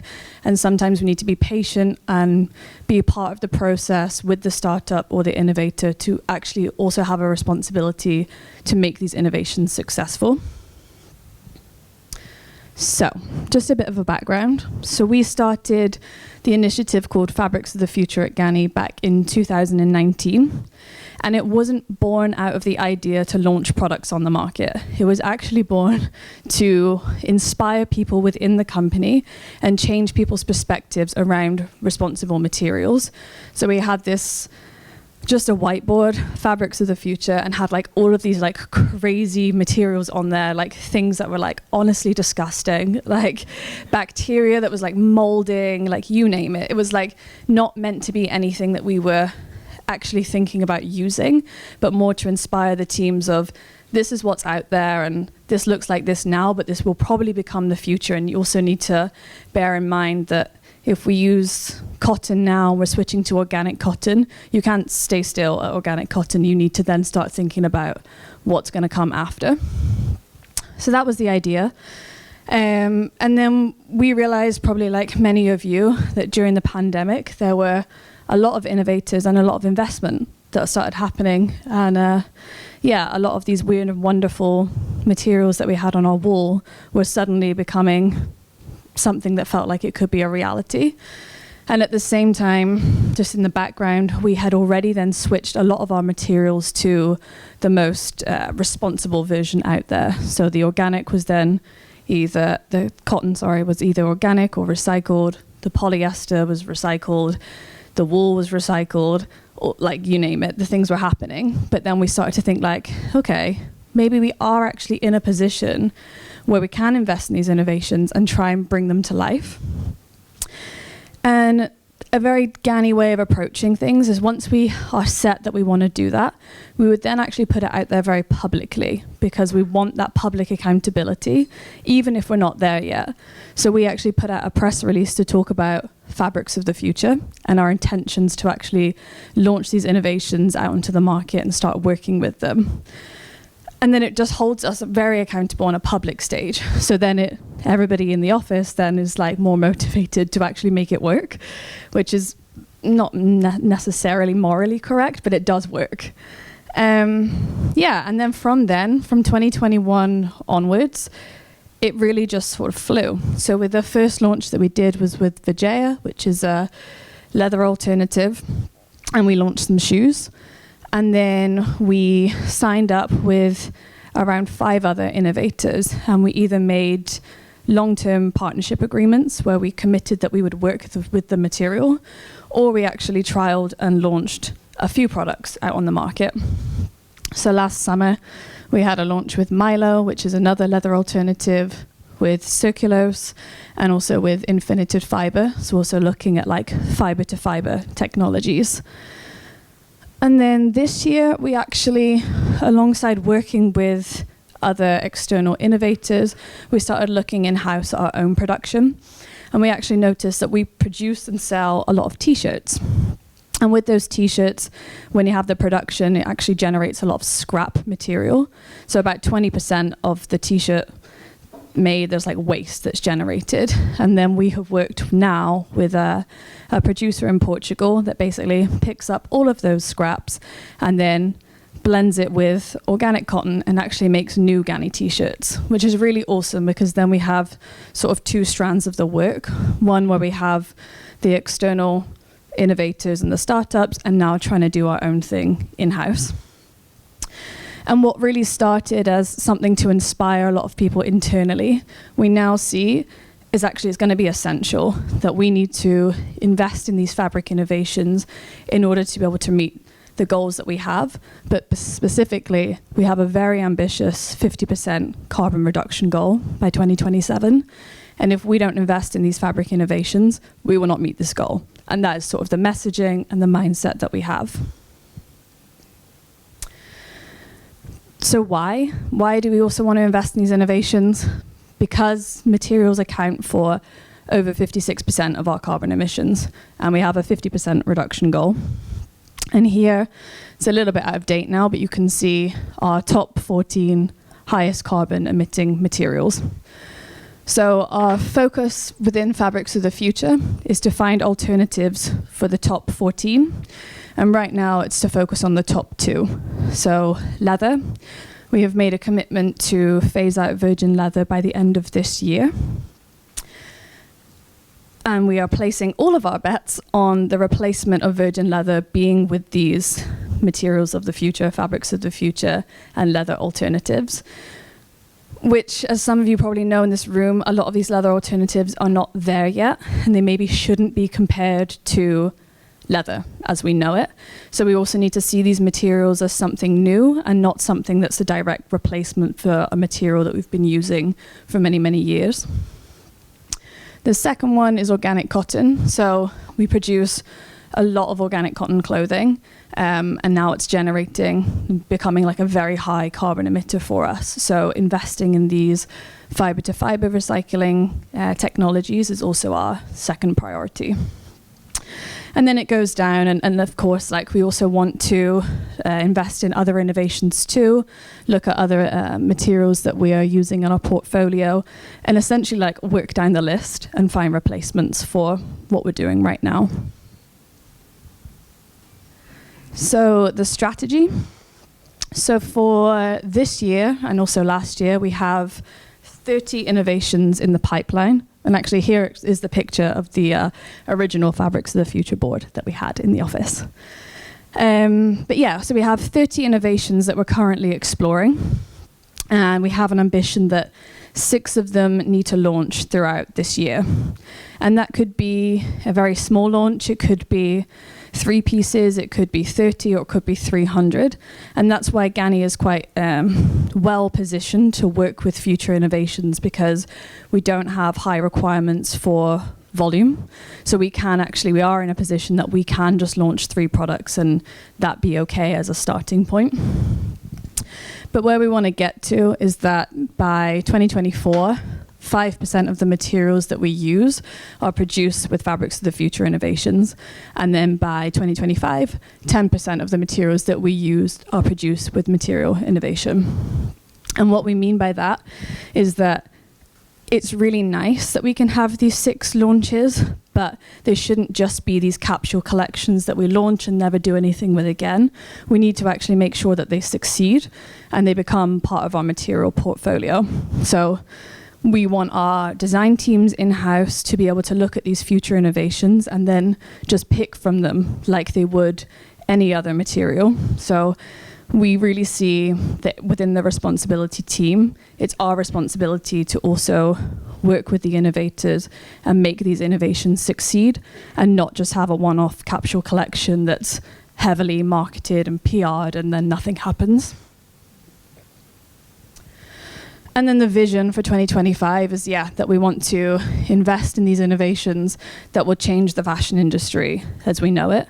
And invest doesn't always mean financially invest in GANNI's case, but it means making commitments. So we also know that a lot of these startups and innovators rely on funding. And in order to get funding, they need to tell their investors who wants to work with them. And we're very willing to put our name forward and say, we commit to working with you in some capacity for 3 years if it will help you get the investment and funding that you need. And that's, something that we have around like 6 partnership agreements like that now. And then I have a very nice success story to share with you. So Renewcell, they have a product called Circulose. So this is like a fiber-to-fiber technology. And just to show you then how it's kind of started in the evolution, and in an ideal world, this is where we would want all Fabrics of the Future to go. So we found Renewcell through Fabrics of the Future, and then we tested using the Circulose product in our light woven pants. The composition was only 15% Circulose. So for us, that's also, it's a start, but it's also not really good enough. So in the next iteration, we tried to increase then the composition to 40% Circulose. which was great. We've managed to launch that in some shirts that come out in a couple of weeks' time. And then now, actually, we see that circulose can be part of just our strategy moving forward. And we can actually use it in denim, in jersey, and woven and knits. And it's actually just part of GANNI's main collection. So if you know fashion, then you know that it kind of works a year in advance. So for the next 4 collections that we're producing, there will be an element of circulose, and we're trying to increase the composition or the amount of circulose in each of the products that we launch collections onwards. So for us, that's like a really, really good success story and something we've managed to really push through both our teams internally, but also externally as well. So GANNI we have our own stores and our own website, but actually we have 500 wholesale partners. So we're also very reliant on them liking what we produce and also buying into it. And in the case of circulose, it's actually worked extremely well. A second case study I have for you, which is quite interesting and very topical, and I think we can't shy away from the elephant in the room that these innovations are typically far more expensive than the materials that we know today.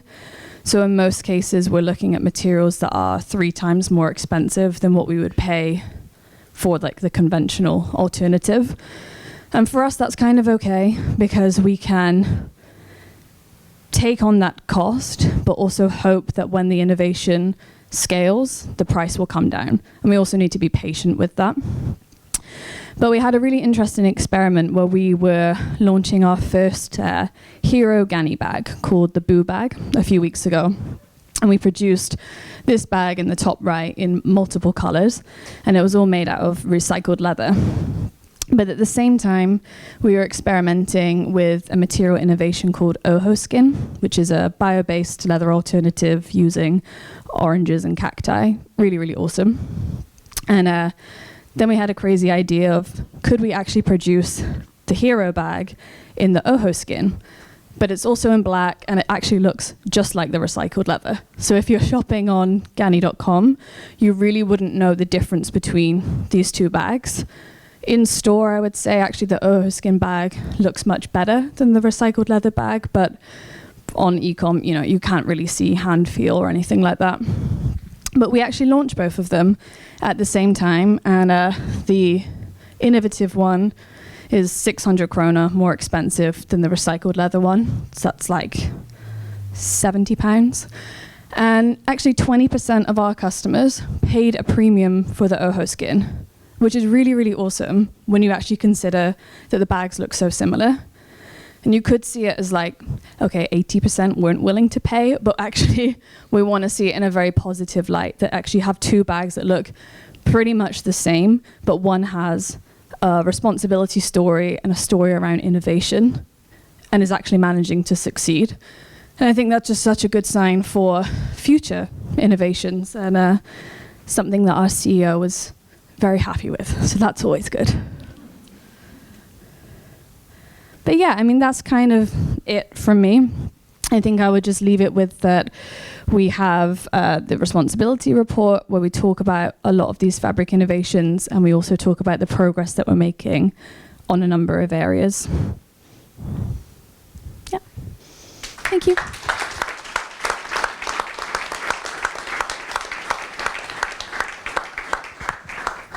Thanks so much. It's great to learn about GANNI and what goes on behind the scenes. So thanks so much. So next we're going to have a panel with Emily from True Global and Louisa from the Earthshot Prize, and I'll be moderating it. So yeah, come up on stage.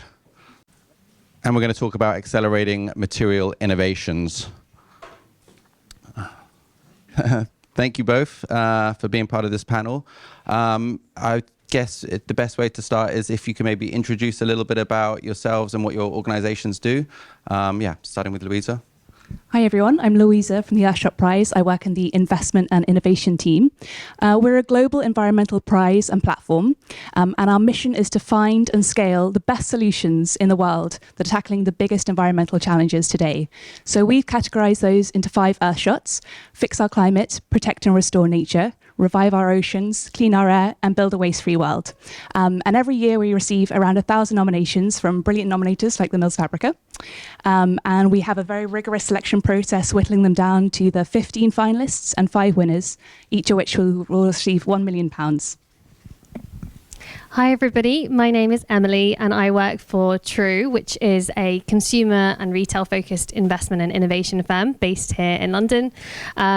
We are also a B Corp, which is pretty relevant for today. We have a real responsibility to invest in sustainable companies going forwards. True has 3 areas to the business. Firstly, a venture fund, which is where I sit. We invest from pre-seed through to Series A. We have a larger private equity fund that can invest up to 50 million in more scaled consumer brands.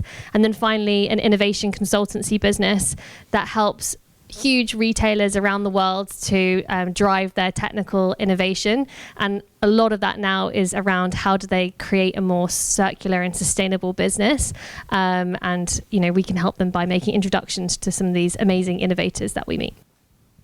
Great. I think what's interesting is actually this time last year we had Shellworks, which was one of the investments from True, on this panel, and we had Nopla, who was the winner of this year's Earthshot prize, also on the panel as well. And also we've got Nopla, which I'm sure Louisa will talk about a little bit later, downstairs in our innovation gallery, where you can try some of the seaweed drinks, let's say, ginger shots.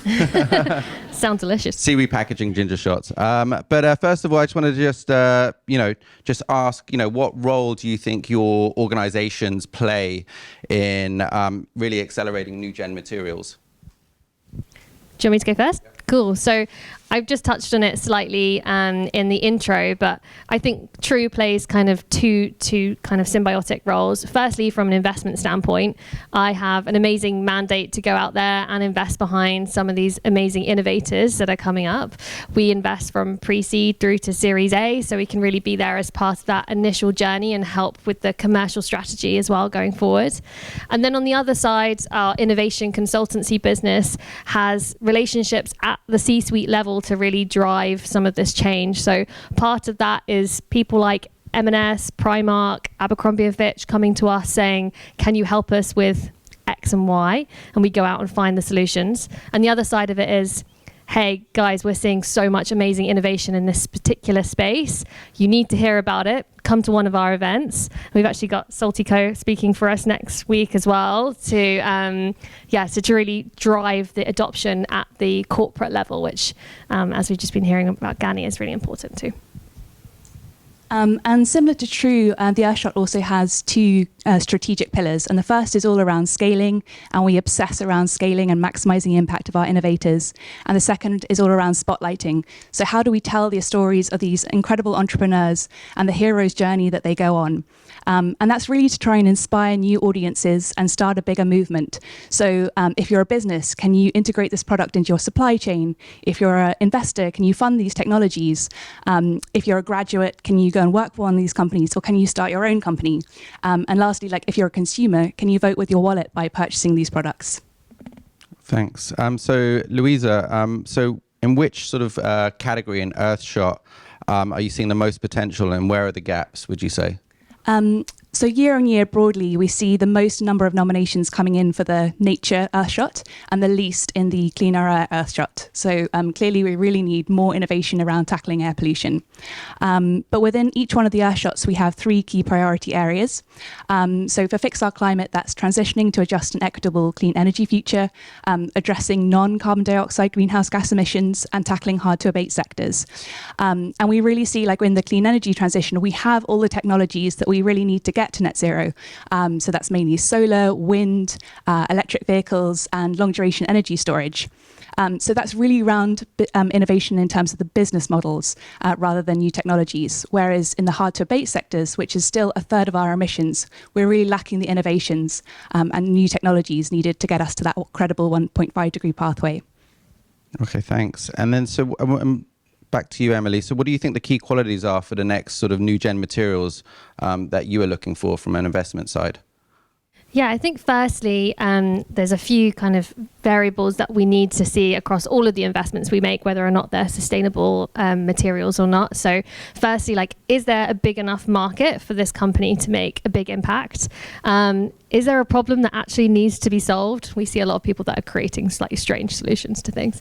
Is this a solution that is going to make much impact? And then most importantly, is this the team of people that are going to be able to make this solution work? And especially at the early stage, like, never underestimate the importance of the founders. We love to see people who have kind of complementary skill sets within the founding team and that have the genuine tenacity to make it work, because it is not going to be an easy journey, just trust me. And then specific to the sustainable kind of next generation material space, I think there's 3 things that I look for. One is IP of some sort. It's like, what is making you different? Can you protect it? It doesn't always mean you need a patent, but is there a trade secret that makes you different? The second part is some initial traction. So I know we were just listening to GANNI there about how it doesn't always need to be somebody changing their entire supply chain to a next generation material and having loads of offtake agreements, but that initial indication that there is product market fit. And then finally, the commitment that whatever the technology is, at some point will be able to be price parity with what we currently see. And I think that's super, super important to create sort of long-term change. Yeah, I think the price parity is what everyone's really looking for. And then what you touched on this earlier, but what role do you think that brands and corporates, have on helping influence this innovation?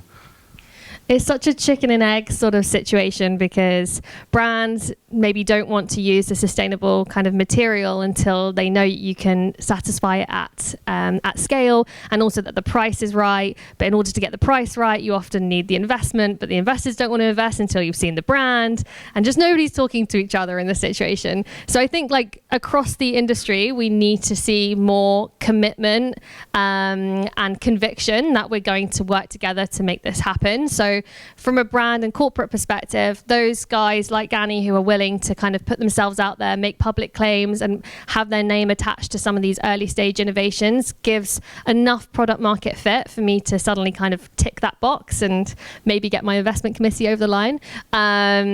So yeah, I see that as kind of being where they can really help.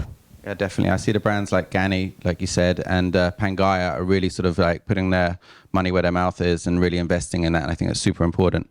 And then I guess over to you, Louisa. How do you help, the winners, let's say from the Earthshot prize, help them sort of scale to get sort of market ready?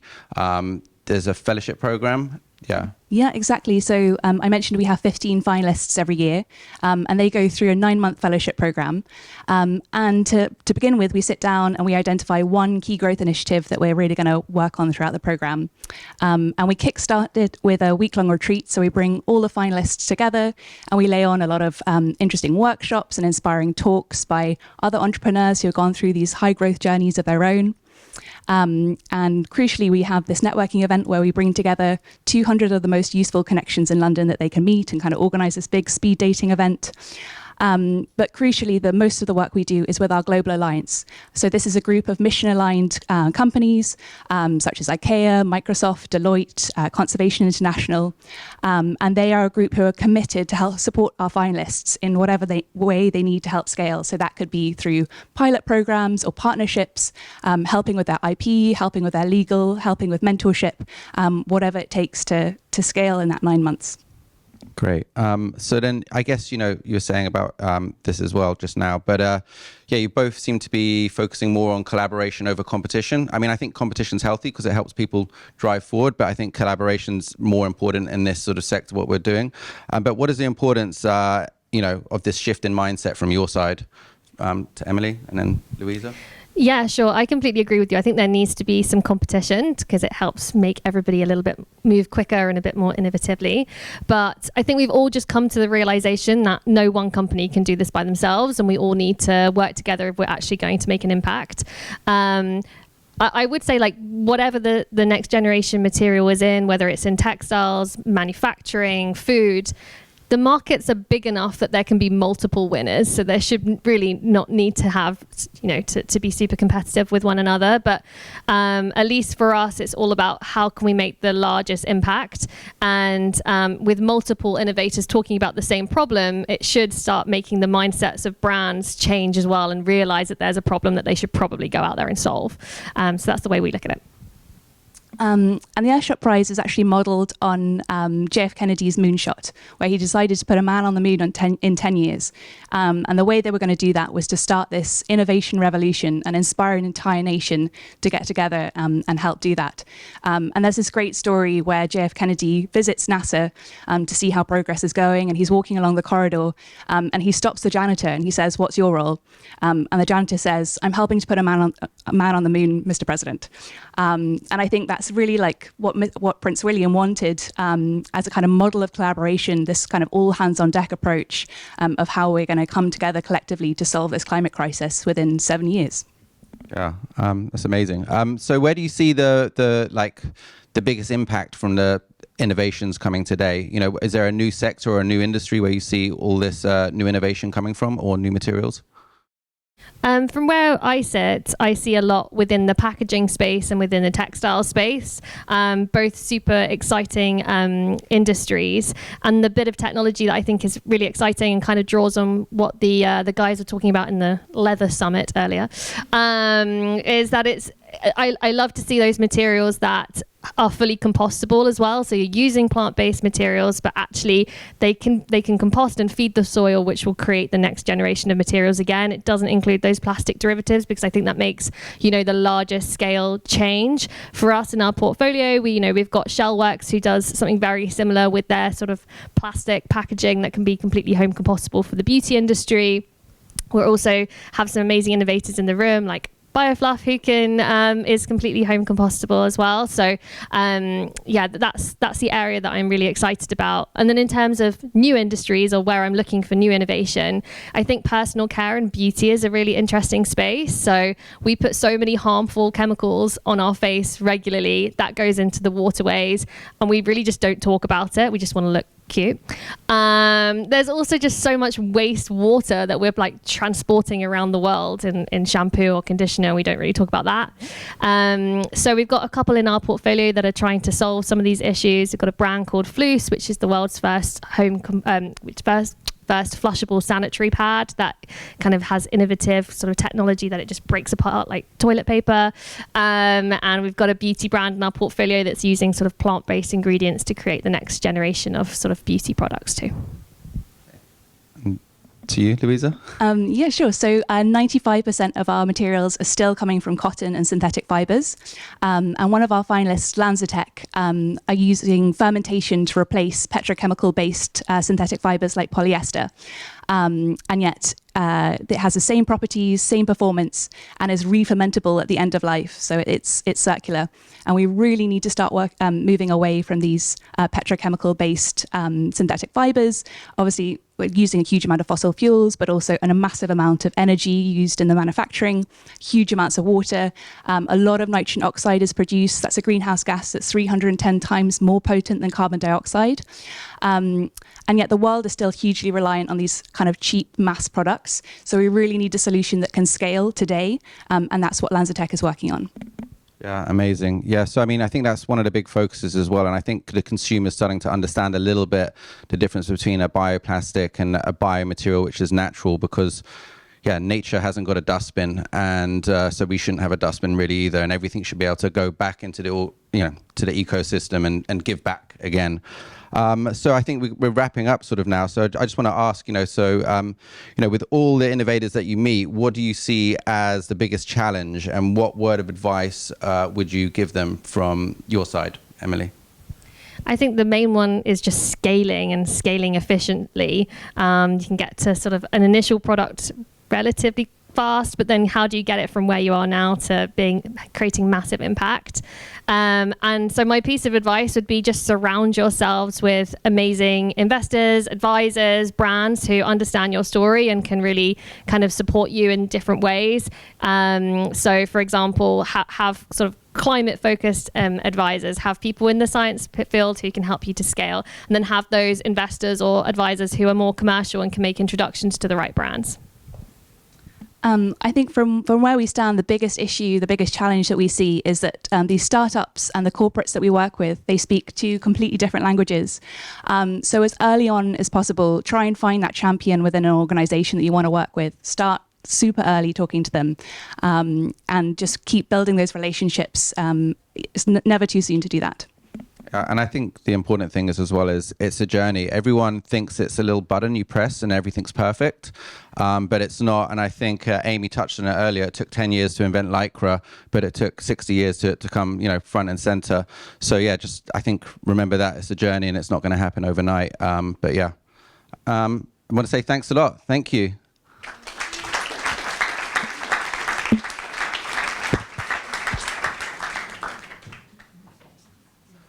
And next up, we're going to be, thanks for that, guys. And next up, we're going to have a talk, Making Luxury Kinder to Our Planet.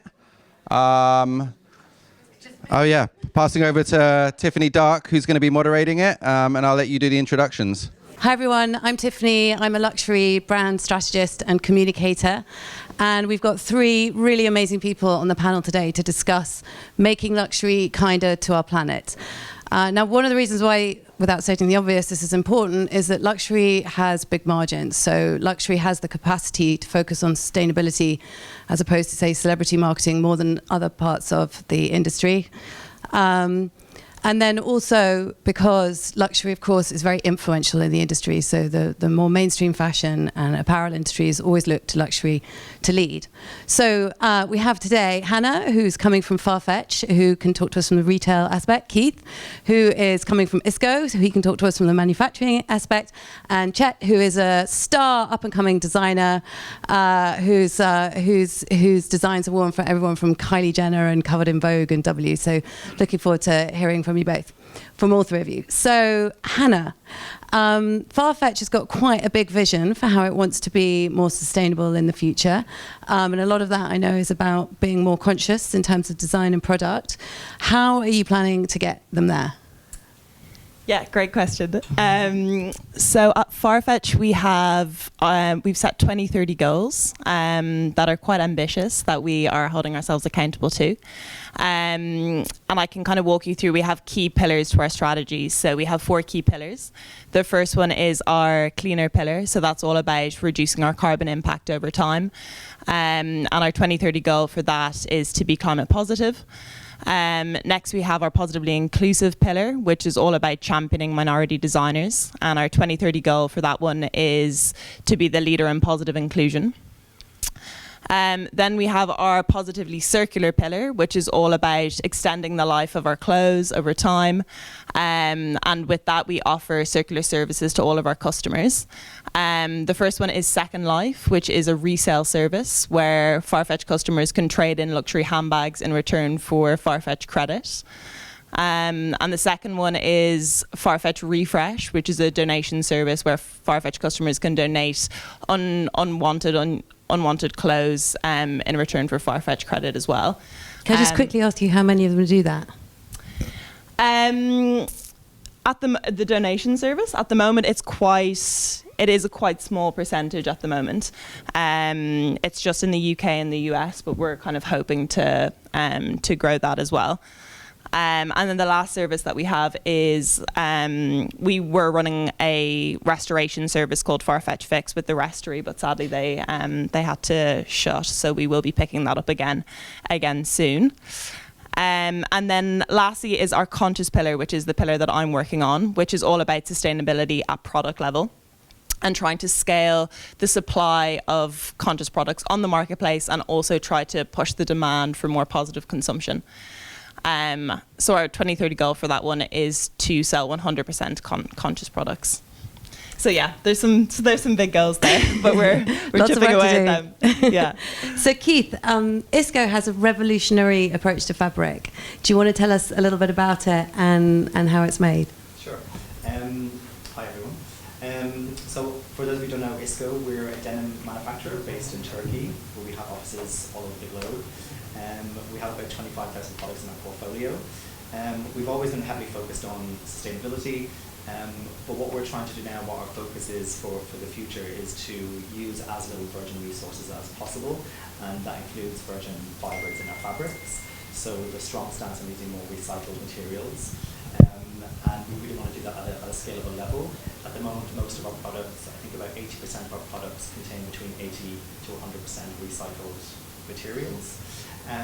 But focusing on not just using the composition as a sustainability goal, but also durability. And I think a few people on stage today were talking about that as a really important goal for them. We want fashion, especially in the luxury sector, to last longer. So being able to have those sustainability fibres, but not compromise on quality or performance is a key thing for us. So we have our main product at the moment is called Control Z, which is kind of, when you think about Control Z, it's the keyboard shift that makes you go back.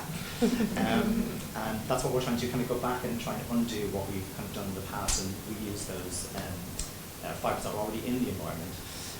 So doing that at scale and being able to provide those kind of quality fabrics to our customers is something that's really important to us. And can I quickly ask you, what is the luxury sector's response to your pitch?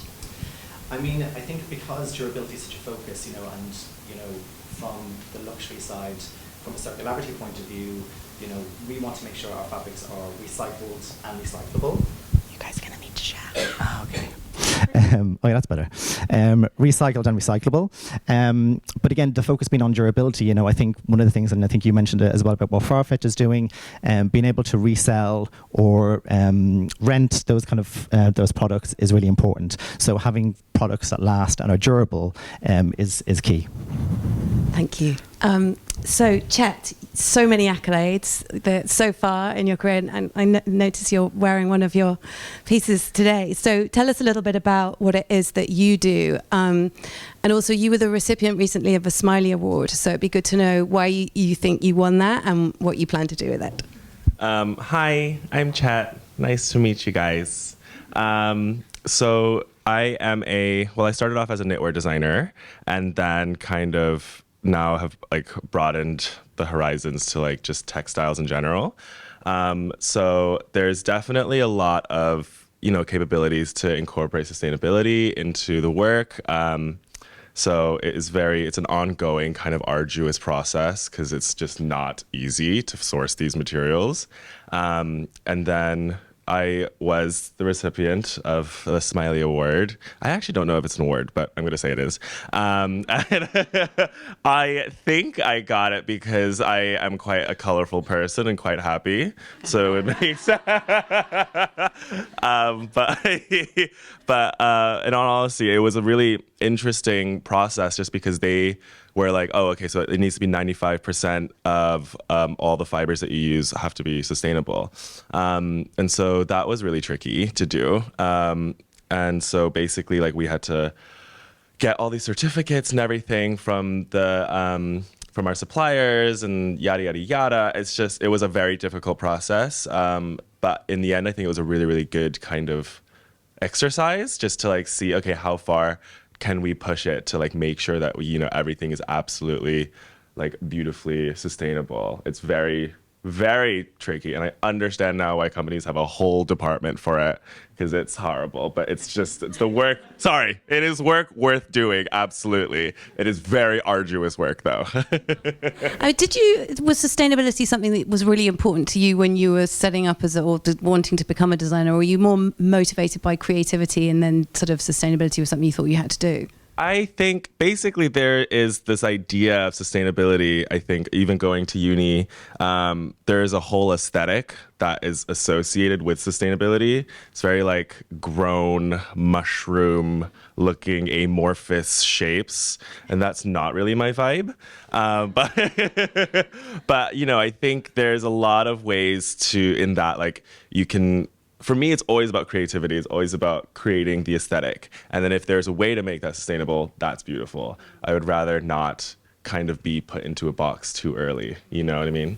Sometimes those limitations that sustainability brings great creativity as well, though, doesn't it? Yeah, absolutely. I think there's a lot of amazing new materials that are actually so beautiful, and you wouldn't even be able to tell that they're kind of that they're sustainable or that they're like a pleather or something. You know, it's like amazing how like realistic they can look. So all three of you work in the luxury sector. So I want to ask you all what advantage you think this confers you. Hannah, do you want to start? Yeah, for sure. I think, yeah, definitely. I think as you touched on, durability is a big thing when it comes to sustainability and when it comes to circularity. And I think the luxury sector does just lend itself more towards durability because the fabrics are really good quality, they've been really well made, and they are investment pieces that can be kept for a long time, that can be handed down, or that can be resold. And then they also, with that, hold their value over time. So I do think that's definitely a big advantage. Just that the clothes are better made and will last for longer. Yeah, I think there's an expectation that you're, with the price point of luxury, you attach more value to it, and therefore you expect it to last longer and to be made in a really good quality way. So I think that is the most important thing when it comes to the luxury sector, and that's what we're doing. And even though we work with high street fashion and luxury fashion, we make all of our products to last longer and to be durable. But we're a fabric supplier, so there's obviously other elements in the chain that might affect that durability, the stitching or the washing or whatever. So, but we work with our suppliers to make sure that they can use our materials and be able to do all that in a durable and quality assurance way. And Chet, I mean, I guess your clients are your customers and also, big retailers. How important is sustainability to them? I think that it's growing and growing, this concern for it, and I think it's definitely becoming more and more important. I think there's a lot of people constantly being like, so is this sustainable? Is this sustainable? Like, asking every single SKU. And so we do have to go through and be like, yes, yes, yes, not this one, not that's fiber, blah, blah, blah, continue. So I think it does kind of pique people's interest, like especially like buyers and stuff like that. And for press as well, it's very kind of like people eat it up, Yeah. So Hannah, you concentrate on the conscious pillar, as you said. We've talked an awful lot about fabric innovation today, but how important is the social sustainability to the business model? How do you? I mean, it's a nice thing, but does it make sense? Yeah, of course. I think definitely for us, we always look at sustainability under 3 key pillars. So we're looking at people, planet, and animals. And I think obviously at material level is really important, but the people and the animals are equally as important. So we're always kind of looking at it as a 360-degree view. And we partner really closely with an ethical brand rating agency called Good On You, which basically look at brands from over 1,000 different kind of data points and 100 different sustainability items, and they give this whole rounded sustainability score to each brand. So we work really closely with them just to ensure that we are capturing all levels of sustainability. And with that, we get a people score, we get an animal score, we get a planet score, and then we can communicate that to our customers as well. But just make that connection between social sustainability and environmental pressure. Yeah, so I think, I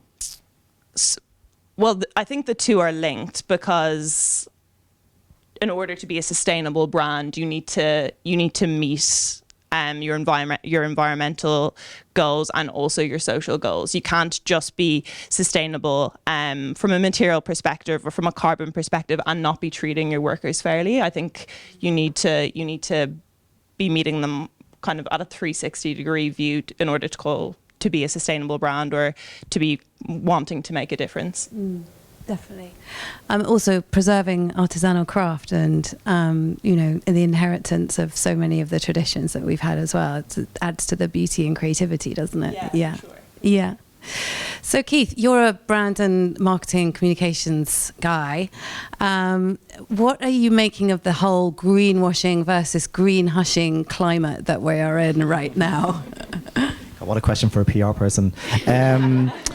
I think, we're a B2B business, so we communicate directly to the brands and retailers that we work with. So there's a certain expectation that we communicate what we're doing from a sustainability point of view, and that it's matched with the actionable things that we're doing for the industry and with their business. So we do communicate what we're doing from a product level, but also, we release our sustainability impact report every year, which goes through all of our key pillars, similar to what you have as well, focusing on people as well as a social sustainability aspect. So we do communicate all of our sustainability initiatives to our customers because there is that expectation as a supplier that we are doing what we're saying. Everything is third-party verified. We don't go into too much detail unless they want that detail, but there is that expectation from our brands and our retailers that we can communicate that fairly and match what we're doing. Have you been caught in the storm at any point? What do you mean? No, we're a big business. ISKO is a big business in Turkey and globally. So there is that expectation that we have to back up what we're saying, and we have very transparent and honest communication with our customers, even with the press. We did a press tour. I brought lots of press over to our factory in Turkey last year. We opened our doors. They came in. They saw all of the factory, everything that we're doing. They asked everyone questions. There was no expectation that they write anything about us. Some of them did, and it was all very positive. But that's what we want to do. We're transparent. We want to make sure that everyone can come in, our brands, customers, the media, and see what we're doing and ask questions. I'll ask you this personally, but does it frustrate you when you see other people in the sector making big claims that they haven't put the hard yards into? Yeah, it's funny. I mean, I haven't worked in, I've been working at ISKO for about 4 years. And I think, my knowledge has grown as I've worked with the business. So you do, now that you've worked on that side, especially on the supplier side, you do notice when people are making claims or they use certain terminology that you're like, hang on, that doesn't really make sense. Or that's a very broad term that you're using. And then you don't see that it's being backed up. It can be frustrating. I think for those who aren't in the know, unfortunately, if you're just a consumer and you don't work in the industry, you might not recognize that as, an issue, or, that people are making false claims. Mm. And Chet, how many people do you have working for you now? It's a tiny little baby team. We've got 3 employees and 4 interns. Yeah. And then we've got a production. Our production is in Italy and stuff like that, so we talk to them, and then there's a whole lawyers and everything. But the actual team is very, very tiny. It's we had some startup guys here earlier, and I think one of the big challenges is taking all of this stuff on is that you just don't have the time or the people power to devote to it. Yeah, I think for me the main challenge is to bring up an example, before. In 2021 or something like that, or 2022, H&M copied some of our designs, which I honestly was whatever, that's fine. And then and they used this amazing recycled yarn, which is woven from bottles found in the ocean. Fab, that's amazing. And so I was like, oh cool, we can copy that too then. I was amazing. And so we reached out to the manufacturers and we were like, oh, please, can we get some? We would love to partner with you on this. And they were like, oh yeah, minimum order is 1,000 kilograms in one colorway. And I was like, great, that is, where am I going to put that, first off? I'm not making thousands of units yet. That's not what I want to do, and just have the stock laying around, So I think the bar is set so high, monetarily wise, for a small brand, it's kind of impossible to be able to partake in these amazing schemes, So Can I just jump in as well? I think, it's exactly like what Chet said. I think it's important for businesses and suppliers to recognize that there are people and young designers who are there who are trying to do the right thing, but can't, meet those minimum order quantities, or they might not have, the time or the funds or the resource to go and visit the factories and all that kind of stuff. So, we're trying to support young designers. We worked with Chet actually on his last That's right, you have. Yeah, tell us how that went. Yeah, so, you go. It was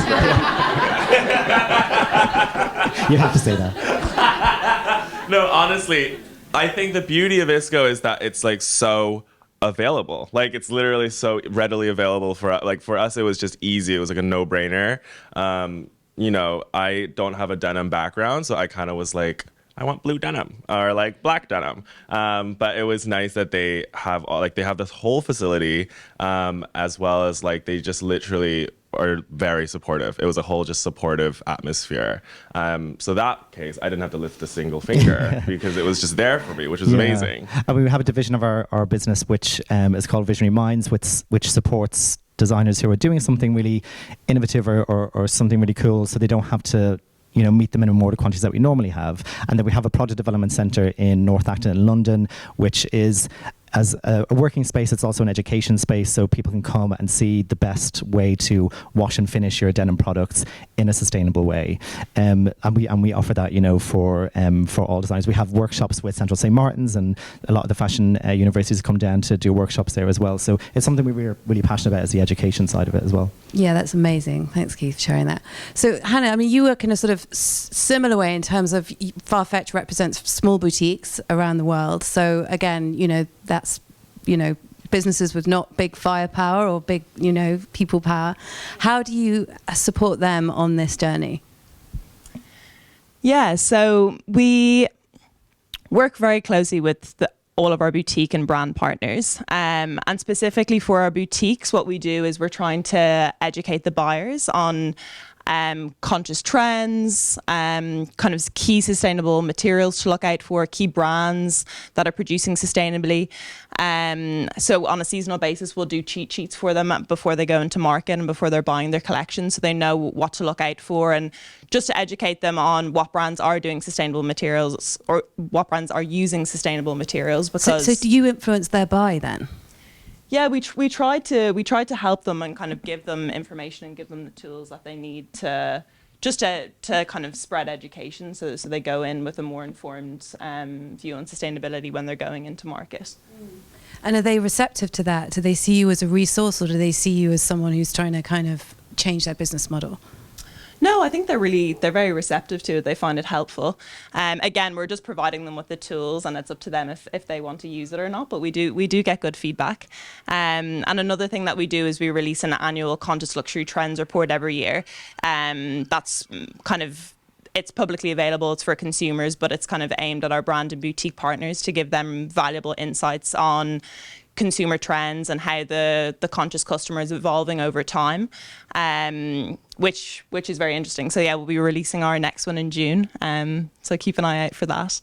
But yeah, so that's interesting, and it's kind of about educating the brands and the boutiques on the real commercial benefits to sustainability, because it's about doing the right thing, but it's also the consumer's mindset is changing now, and consumers are expecting this and they're looking for it. Like, we're seeing customers searching for sustainable search terms like organic and vegan on the marketplace, and there's actually a 10% higher conversion rate for products that are conscious versus non-conscious products. So there is a real commercial benefit there. So it's all about kind of communicating that. That's amazing, actually, because I don't know if you saw in the GANNI presentation just now, they were the pricing on the more conscious fabric. Yeah. Customers were up for paying for that. So 10% higher conversion rate if you can make an argument that it is ethically or sustainably produced. Is that right? Yeah, exactly. So if it's if the product is tagged as conscious, we're seeing that uplift in conversion rate. Yeah. Great.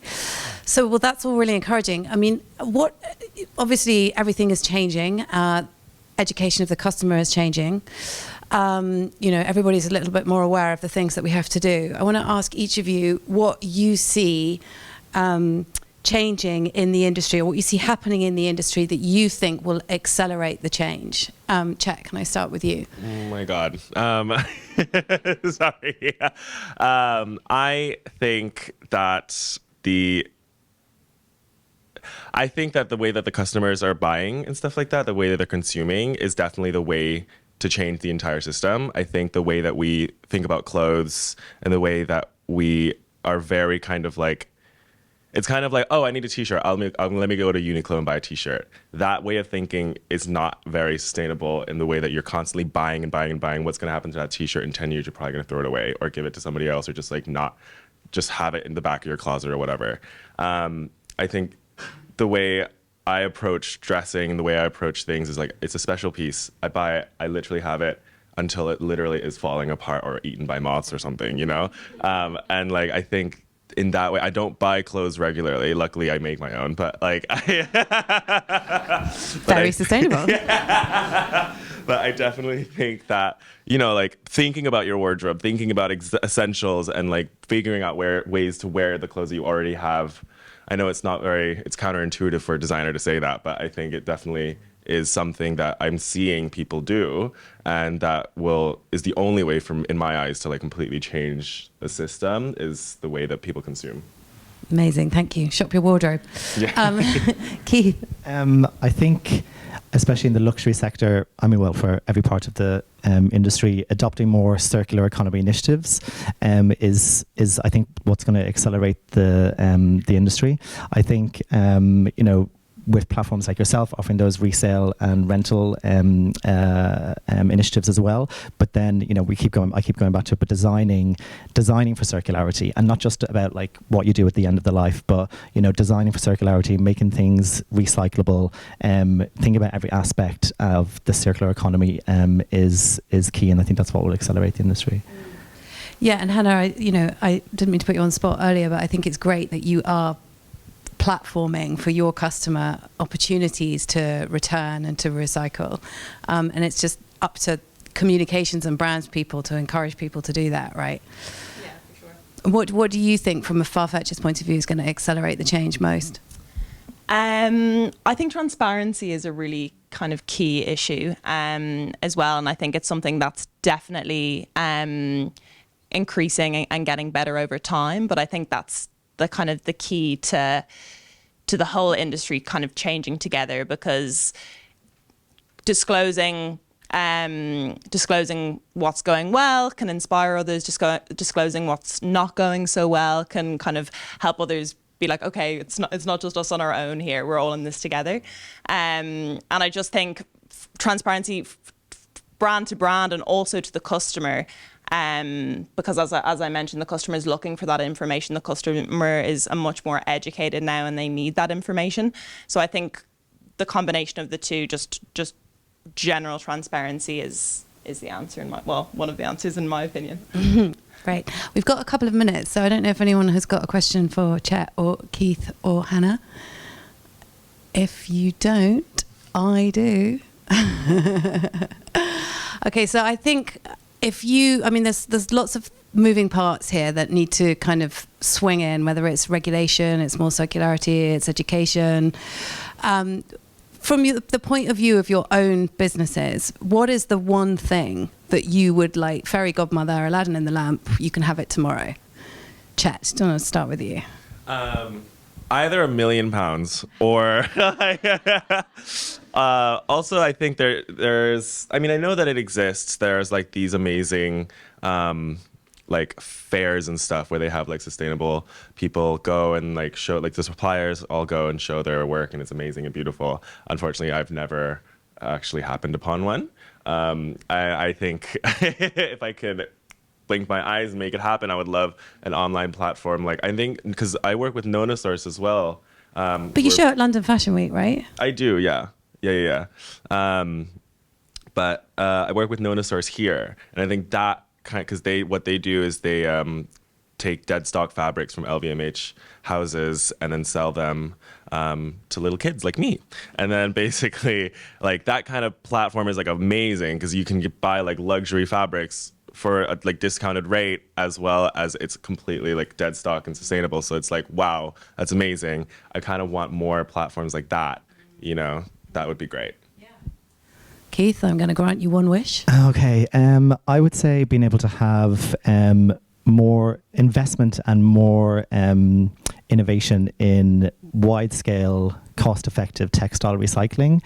So I think, you know, it's something we're heavily investing in, and we have technology now where you can separate polycotton blended fibers. But I think having that for multiple different compositions and multiple different fibers at a scalable and cost-effective way would revolutionize the apparel industry. And having it locally as well, right? Yeah, and not having to ship it off to a different continent to be able to do it. Yeah. Hannah, you've got one wish.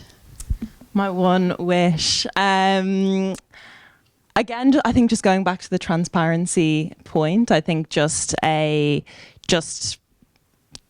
of increased transparency across all brands would be my one wish.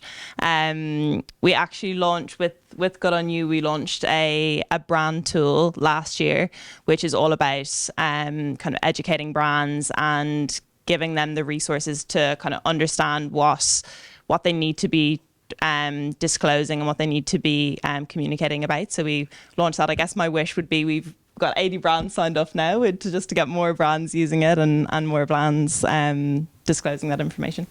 Yeah, that would be amazing. Oh, thank you so much, guys. I mean, you know, they are making luxury kinder to the planet, and it is amazing that these conversations are happening. And congratulations to Mills Fabrica as well for helping with that conversation. Thank you.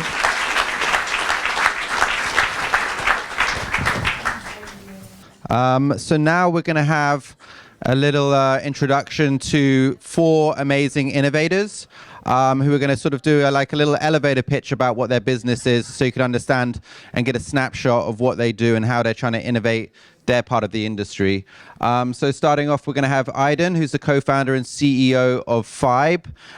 He's also our competition winner for Textile for Social Good, which is a competition that we do globally. And he has a residency here in our little lab upstairs where he'll probably tell you all about it now. But yeah, over to you. Hi, everyone. First of all, it's an absolute pleasure to be here, especially to speak amongst companies that I've been really looking up to since I actually began this project. So my name's Idan. I'm the co-founder and CEO of Fibe, and our company is on a mission to create a scalable, affordable, and sustainable fiber out of potato harvest waste. So I'm guessing a lot of people here know quite a bit about fashion and quite a bit about materials, but maybe not so much about potatoes. So the way it works is potatoes are the 5th most grown crop in the world. They're commonly grown around 130 different countries. To do it, a farmer would typically put something called a mother potato in the soil, and soon enough, a plant will begin to sprout. And this plant can deliver nutrients to the potatoes, so we get more potatoes, which is great. But this is really where it gets interesting. Around 2 weeks before the harvesting period, the farmer will want to destroy and kill this crop. This is because it lets the skin of the potato harden, which makes it tasty, and also lets you store the entire year round. Now this begs the question of, what do we actually do with this plant?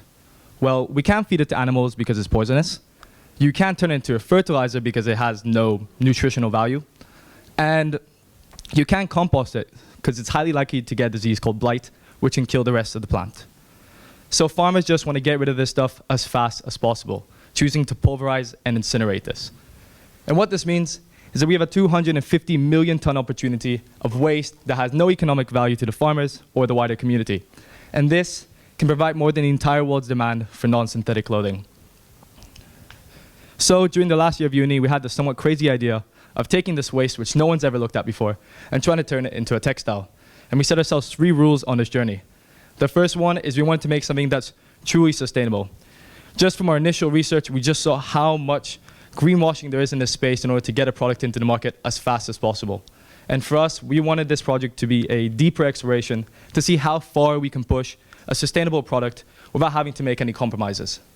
The second one is scale.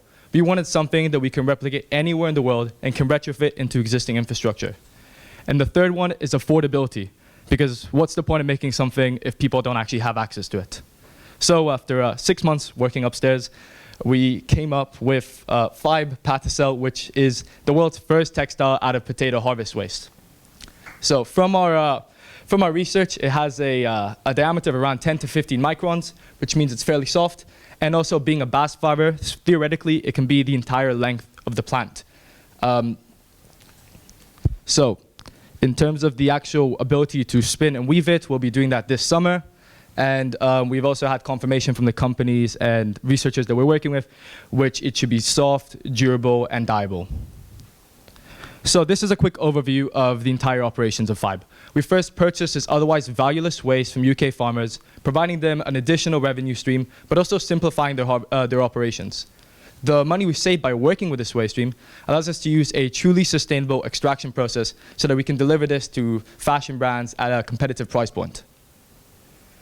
So how do we actually collect it? Well, it first begins by showing up to farms in a car and asking if you can collect their waste. If they're kind enough to let us do it, we cut the plants, we de-leaf them, and we remove any moisture so that we can store it the entire year round. And this is a painfully long, manual, and very boring process. So now we are working with one of the UK's largest agricultural machinery manufacturers to develop a new harvester that can let us collect and bale this stuff. And what this means is that we start off with a raw material that's 6 times cheaper than raw cotton. So this is where it gets interesting. The money we save from doing this means that we can invest our time in a truly sustainable extraction process. We're using a highly regulated process that we can do in a lab, which means that we can really fine-tune the parameters of our fibers. And we're doing so with a biological process, which breaks down the non-fibrous components of the plant. And then we have a mechanical process afterwards to shear that. And the impact of it is that we use no land, we use 99% less water, and we use 82% fewer carbon emissions compared to cotton. So what's next for us? Well, a lot of things. Hopefully, we can create a swatch of our material this summer, and then the year after, we can maybe have a capsule collection. But there's definitely, coming from an engineering background, we're still really trying to develop our skills in this space. We're looking for experts in the supply chain side of things, in the extraction side of things, and really anyone who can help us. But yeah, this is really our mission, to try to create the next mainstream materials to help lead the industry through its green transition. Thank you.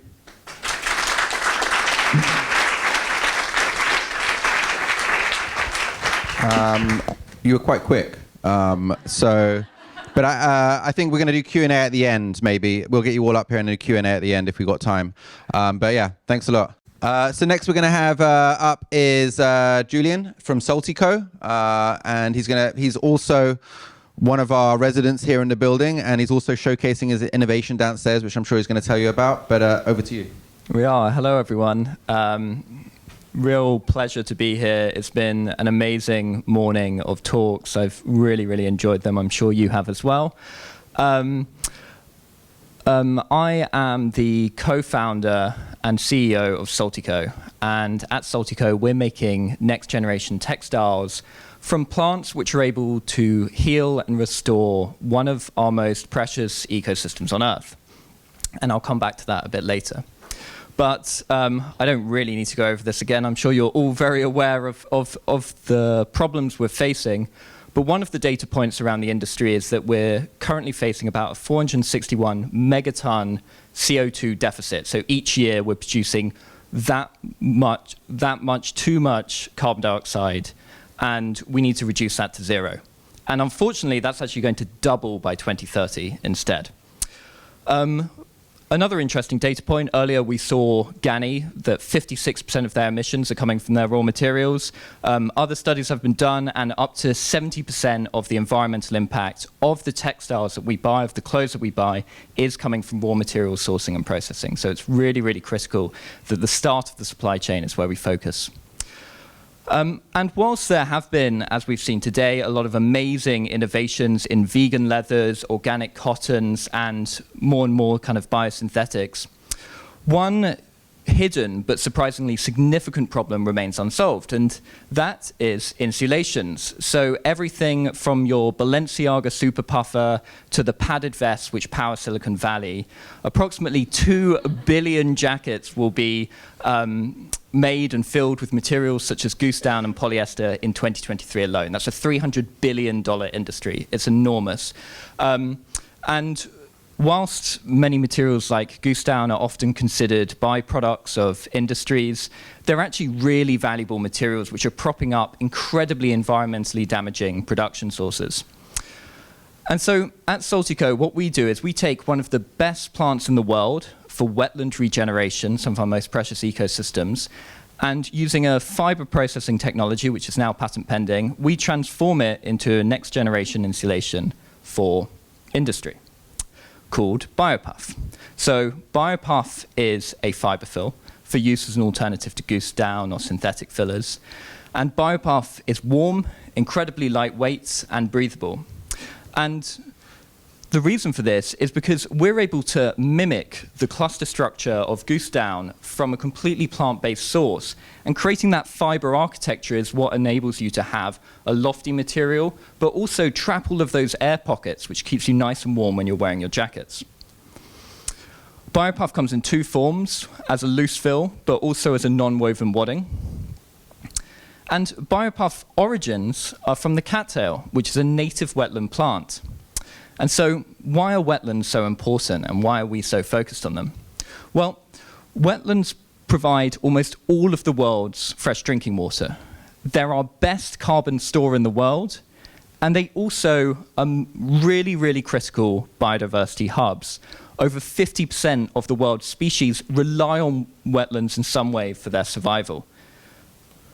Unfortunately, most wetlands currently look like this. So 340 million hectares of wetlands around the world have been drained, mainly due to converting them for agriculture. And unfortunately, what that means is that as you drain the water out of these lands, those precious organics which are in the soil begin to rot and produce carbon dioxide, and they're now contributing to about 5% of all CO2 emissions around the world. That's about roughly the same as the entire fashion industry, so it's a really, really huge problem. However, what we're able to do by creating a product which starts within regenerated wetlands, we're able to transform them from looking like this to looking like this. So this is a 10-hectare plot which we source from in northern Germany. And each year, this will abate and prevent up to about 200 tons of carbon emissions from going into our atmosphere. And we're able to trace individually the fibers which grow from the plants all the way through to the ones which will end up in your jackets. Biopuff is cheaper than Goose Down. We're trying to get it to that super cheap polyester price point, but as we've heard about today, there are challenges around that. But it's warmer than polyester. It's much warmer due to that cluster structure which we're able to achieve. We're entering a huge Goose Down jacket market, insulated jacket market, but we also see applications for our technology in the much larger eco-fiber market as well. So not just producing Goose Down insulations from regenerated wetlands, but all kinds of textiles as well as a really precious fiber source. And the equivalent carbon opportunities within these are also massive. So we saw that 500 megaton deficit at the start. The ultimate capacity of regenerating wetlands for fiber production could have really, really untold returns. We've already showcased Biopuff in a capsule collection with Italian brand Ukes. And recently we were asked to create a custom Biopuff jacket for our newly crowned King Charles. The industry is looking for new materials. We've had loads and loads of brand engagement. These are conversations which we started right from the start of our journey when Saltico was founded a few years ago. And this is obviously what creates the impact at the end of the day, these really important connections which we're able to have. We've won lots of awards, blah, blah, blah, blah, blah. And we're now looking to raise our seed round as well. So if there are any investors in the room who are interested in investing in some of these next-gen solutions, we're just opening our seed round as well. This is the team. 3 of us are here today, Nelly, Ella, and myself. We founded at Imperial College London on an interdisciplinary design course. We all come from different backgrounds. Finn's chemistry and materials science. Nelly worked in fashion before this. And we've now expanded that out. Ella has joined us as the raw material specialist previously for Sweaty Betty, doing some amazing work in our lab. And we're also advised by some of the leading minds in this industry. Also Irene, who's here today, who has become the name to have in your advisory board if you're a next-gen materials company. But yeah, if there's any questions, please do come and talk to me afterwards, and thank you very much for listening.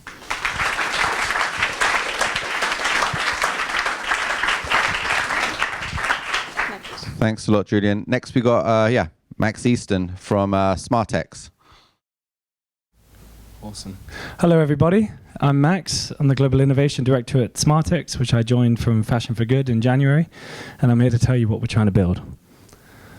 So SmartX is, this is actually what you see in the factory when SmartX is going. It's the purple light of SmartX that you see inspecting your fabric. I'll get into that in a moment. But our whole focus is basically advancing textiles. And we do that through zero waste and now through transparency as well. So this is the mission, right? I think a lot of attention goes towards innovators and brands always when it comes to sustainability. But as we saw through GANNI's presentation, over 95% of the emissions of most brands are in their supply chain. So we need to build the modern textile factory. SmartX's basically vision is to build those tools and enable that transition. So where we play, and I know there's been some different stats going around. For your context, this is from Apparel Impact Institute and Fashion for Good, but there's a lot of different ones depending on the brand you're going for. But we play in Tier 2, which in our view is one of the highest impact, along with Tier 4 steps of the supply chain, with over about 50% of CO2 emitted. And that's really because of the energy of heating up all that water, which you normally use to dye things. And it's also a very interesting place to play if you want to stop faults, right, which create a lot of wastage along the supply chain. So SmartX is right at the beginning of Tier 2, at the knitting stage, right? And if you can stop the faults from here, which come in usually from yarn contamination and also production of the knit, you can stop a lot of impact downstream, right, when it goes through the dyeing, when it gets to garment, which is all building up impact, but also building up cost and time to market, which brands are obviously very conscious of. So this is what SmartX set out to replace. Our CEO actually did this. His family has a textile factory in northern Portugal, and he did this for about 8 hours on end every day, and I think his eyesight is worse for it. So basically, this is a very ineffective way of stopping faults, not just because you can't spot them, but because it happens after the fabric is produced, right? So what we decided to do is go into the machine and actually be there when it's produced and spot these defaults using the buzzword, but we were back on it in 2019 of AI. And you can see all these different types of faults, like holes, which might not be a massive impact now. Downstream, if you have it on the front of your t-shirt, everything gets cut. Oil spots, which are actually reversible defects of the dye house. This will come into the traceability aspect in a moment of trying to reduce waste further by flagging these aspects. Elastane lines, which normally only come out when you dye the fabric. So if you dye it using a cotton dye, it only comes out white after, and then you're like, shit. And then also broken needle defects, which can go on for 40 meters plus. So this is the machine in a visual sense. We basically go in and retrofit any single circular knitting machine in the world. We have 80 mapped already that we've done. There's a lot more out there that we keep mapping. And we basically put a camera bar in with cameras and lights about 1.5 meters, 2 meters from where the fabric is being produced, and just take a photo of every single inch of that fabric, right? We then send it to our AI booster, processes it on our model, and we stop the machine when there's a fault, and the factory can set those standards. How much, how high does the quality need to be for this end customer that they're sending it to? And the worker there has a tablet, so when the machine stops, they don't have to open it up and see what's going on. They can see from our tablet and understand then, is it a needle defect that I need to fix? Is there too much oil? What is the situation? Fix it, and then the machine can go on working. So just a little bit more of a visual. This normally moves, but obviously it's a fixed thing. So you basically put in this camera bar, right? Takes all the photos, and all while it's spinning around. And then this is the tablet outside that you can engage with. That's the amount of meters of fabric that we've saved so far, and we mostly do this with what we call golden stops. So basically, when we install SmartX, we actually watch the production of this factory on that machine before we start stopping the machine. So we have before SmartX data and after SmartX data, which is very important to prove what you're actually doing.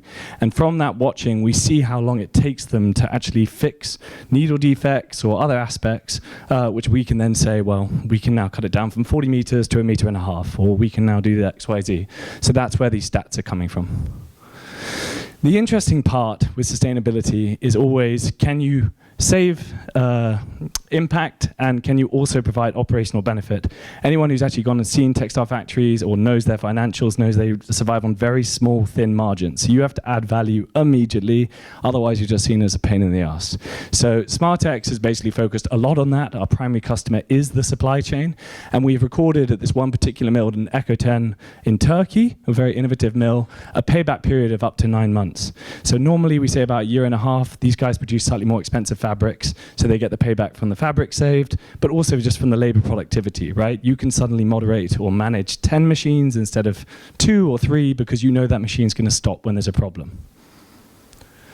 So SmartX is actually quite developed. We've raised over 30 million. There's 100 employees plus now, mostly based in Porto. I'm the only one outside in Amsterdam. And we're installed in over 80 factories now and 900 machines, right? And within those factories, there's a lot of upsell opportunities to basically try and build that modern textile factory within them. But also we're now expanding to different geographies like Bangladesh, Pakistan, India, and Vietnam, as well as our strongholds like Turkey, Portugal, and Italy. But what's interesting, and this has actually ended up why I joined SmartX, is what you can leverage by having hardware in the supply chain, right? So I think we'll all agree, and this is SmartX Loop, which I'll take you through now. We can all agree that basically traceability is the buzzword. I was at Innovation Forum about 2 weeks ago, and I can't even remember how many times it was said, right? And it seems to align most brand departments, which is quite interesting. So on the one side, basically coming out of COVID, you have supply chain risk management. Where is my product? Where is my inventory? CFOs want to know this. Legislation. We all, I think, know quite a lot about this within the EU, New York Fashion Act, Uyghurs. So you have all this kind of legislation coming that's really now forcing the issue and making you take responsibility for your supply chain and the emissions that exist there. Finally, impact claims. We've talked again, like earlier in one of the panels, about the fact of it's annoying when someone comes out with a claim that isn't actually backed up. That's now being cracked down upon by all consumer market authorities, and suddenly it's scaring brands, and this is the whole adaptation of green hushing, but little light on the horizon is the fact that the brand that can actually prove it will then have an open market to make big claims with the evidence behind it, and that's what brands like to do, right? Make big claims and gain market share. So there's problems with traceability, right? There's real problems despite this great demand and great drivers. One is that you only have static bad data currently. This usually comes from manual inputs from the factory level or one-time LCAs or audits that happen once a year. Something that just doesn't capture really what's going on in the supply chain. The second is that suppliers hate it because they're just told to go sit down, put more numbers in, attach more energy invoices, etc., for another traceability provider that's trying to help this thing. The one benefit of HIG is the fact that at least it's centralized, so they only do this once a year, right? So these are the two big problems going on in traceability. And so we basically saw the fact that we have 80 plus machines. We're taking pictures of every single inch of this fabric, and we collect a lot of data around quality, when it was produced, where it was produced. And we now call this golden data, right? And this is verifiable. You can just look up on the photos. It's real time as that fabric roll is being produced. And incredibly, it's actually at the fabric roll level data, where most traceability is just at the factory level data, and they don't really know what's going on inside. It's a bit of a black box. So with this, which you capture through SmartX Core, our automated quality control system, they then basically cut the roll at the end of production, they weigh it like normal, and then instead of writing with a big fabric marker that basically usually gets rubbed out at some point along the process, they basically heat press on a label, and we call it the SmartX, the Loop Passport. And that takes about 7 seconds, and it's got the information the factory needs on the left-hand side and a good old QR code on the right. And that QR code has all the information we've captured about that roll, including all the other things that we can get via integrations with the factory systems. Most importantly, this is very controlled who can access this information, which we do through a loop network. Think of LinkedIn, Instagram, which the knitter can control who gets to be in that network and who gets to basically see the information about that roll. So this is what we see as the future of fashion, right? And this is what we see as a trademark of a modern textile factory. You would see a roll dyed with the label on it, still staying white, and you can have production information on it, so things around like reported materials in it, when it was made, where it was made, anomalies and stops, that's all about quality information that can be passed along, and then the roll journey between the knitter and the dye house. So just to recap, because there's a lot, SmartX basically is now providing golden data, right? Real-time fabric roll level data from tier 2. We offer a clear ROI for your suppliers. So we see it as an operational upgrade as well as a sustainability upgrade. You have a sustainability win of this proof of wastage reduced with the SmartX Core system. Production insights for brands, right? If the knitter can share this information about the fact that they've sent it to the dye house through our Loop platform, then the brand can have a real data point of saying, right, it's gone from the knitter to the dye house, and I actually know that for sure. And we look to extend that over time. And then finally, a strategic competitive advantage. I joined Smartex because I hope that in 2 years, I'll be able to prove a fabric roll has gone through a dry processing innovator, right, which are high impact innovations that require no water and therefore no energy and heat. And you could save about 25% on a t-shirt. So a brand can come out and validate that their t-shirt has 25% less CO2 because of Smartex. Right? Not because of our technology doing it, but because we've proven that it's gone through it. So this is our vision, build the modern textile factory, and we do it at the moment through knitting, and we're looking to expand out. So thank you very much.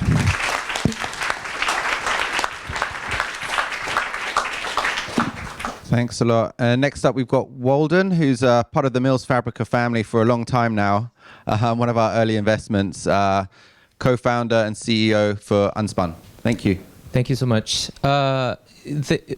Just to show you the relationship that we have with the Mills Fabrica, they've arranged so that I'm the only physical barrier between you and lunch. So thank you so much. So as Nikita mentioned, we're Unspun. Smartex has talked about knit. We're going to dive into woven. So we are one of the, I guess, super audacious goal is to reduce global human carbon footprint by 1% by essentially creating an on-demand supply chain. How? There are a lot of systematic problems beyond materials, right? Obviously, dead stock is a major problem. In a good year, 20% of garments that we create are wasted. They're dead stock, typically landfilled or incinerated. And then supply chain. Even before COVID, we're talking about 9 to 18 months before when products are available. And then, as we all know, less than 2% of garments are recycled. So we're creating a supply chain essentially that can create zero inventory, localized, and circular. Our very first product to the market is denim jeans. That's what we're known for. Essentially, through an iPhone, you can scan, create custom jeans. We deliver, working with existing supply chain, deliver within 2 to 3 weeks to the end consumers. You can pick your wash colors, waist height, hem length, stitch color, all of those good things. And this is zero inventory. This is great. We never have to throw a garment to the landfill. And we have sold about 10,000 units of these denim jeans all around the world. And I've really partnered with some of the global brands to bring this mainstream. And now that we've done that, we are ready for stage 2. Also, one note, obviously I have to talk about Unspun a lot of times, but a lot of the materials, actually all of the materials that I'm sharing today, I'm sharing it for the first time. So bear with me, I might not know what I'm doing. So we're ready essentially to unveil the world's first 3D weaving machine. Essentially what this does is it built the pant legs from the ground up in under 10 minutes in a zero cut waste process. And this also enables us to basically work with innovators, recycled materials in a small batch production process, because essentially we have warp weft in a circular fashion that we can weave it. And then this, because this is highly automated, we can bring manufacturing closer to where consumption happens. And as we speak, we're busy building the world's first microfactory powered by 3D weaving machine in the middle of California, directly from yarn to final garment. And if we can prove that we can build it in California, I think we can do it anywhere else in the world. And voila, this is the first product. I don't think anybody's seen this yet. So this is the first product coming out of the 3D weaving machine. As you can see, they are seamless. So basically getting quite close to a zero cut waste process. And those can be produced in the machine for under 10 minutes. And also because as you're weaving it, that can be integrated into how scan works and how the body analogy works. Essentially, you would know where you're weaving across the knee versus different parts of the garment, which means you can use different materials to augment the functionality of the garment. And this is supposed to play. But essentially, this is showing a garment that's being rewoven into rewoven into a second generation garment. How we're able to achieve this is basically by passing the cut and sew process. If you think about it, a normal pair of jeans is cut and sew. It has to go through a chemical or mechanical recycling process. But because we have a continuous weft yarn, we can unravel the pair of pants and then use the yarn to get back into the final garment. We have an example here where we basically disassemble an existing garment, a waste garment that was going to go into a landfill, basically unravel it into the basic yarn format, and then reweave it into a garment. So that would basically enable us to shortcut the recycling process where we turn garment into yarn back into final garment. With that, yeah, super grateful for the partners that we have. We partner with big brands, innovators, small brands, and the only thing is we do life cycle assessments on all of our collaborations. If you're up for that, hit us up on Instagram, LinkedIn. With that, lunch is served or questions? Oh, just a little announcement.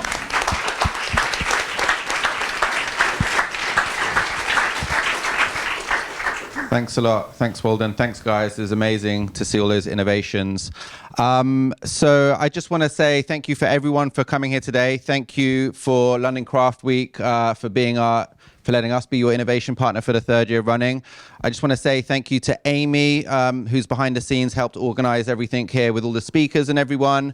And I just want to let you all know that you're all going to be guinea pigs today because we have a new innovative pasta that we're serving from one of our startups called Supplant, but they actually take the wheat and the wheat stalks and make flour out of it, and have made pasta which is launched here and in the US. So we're going to be trying that for the first time today, everyone together. So let us know how you think. And we were going to do a Q&A, but we've overrun, and I guess everyone's a little bit hungry. But what I do is try and find everyone who is presenting up here and just accost them and ask them any questions and get their details. And also, if you want any other details from anyone, you can come and find me and I can share as well. But thanks a lot, everyone. I think, yeah, hopefully it was a super inspiring day, and we can all work together to help, build this impetus around sustainability for the fashion industry. Thank you.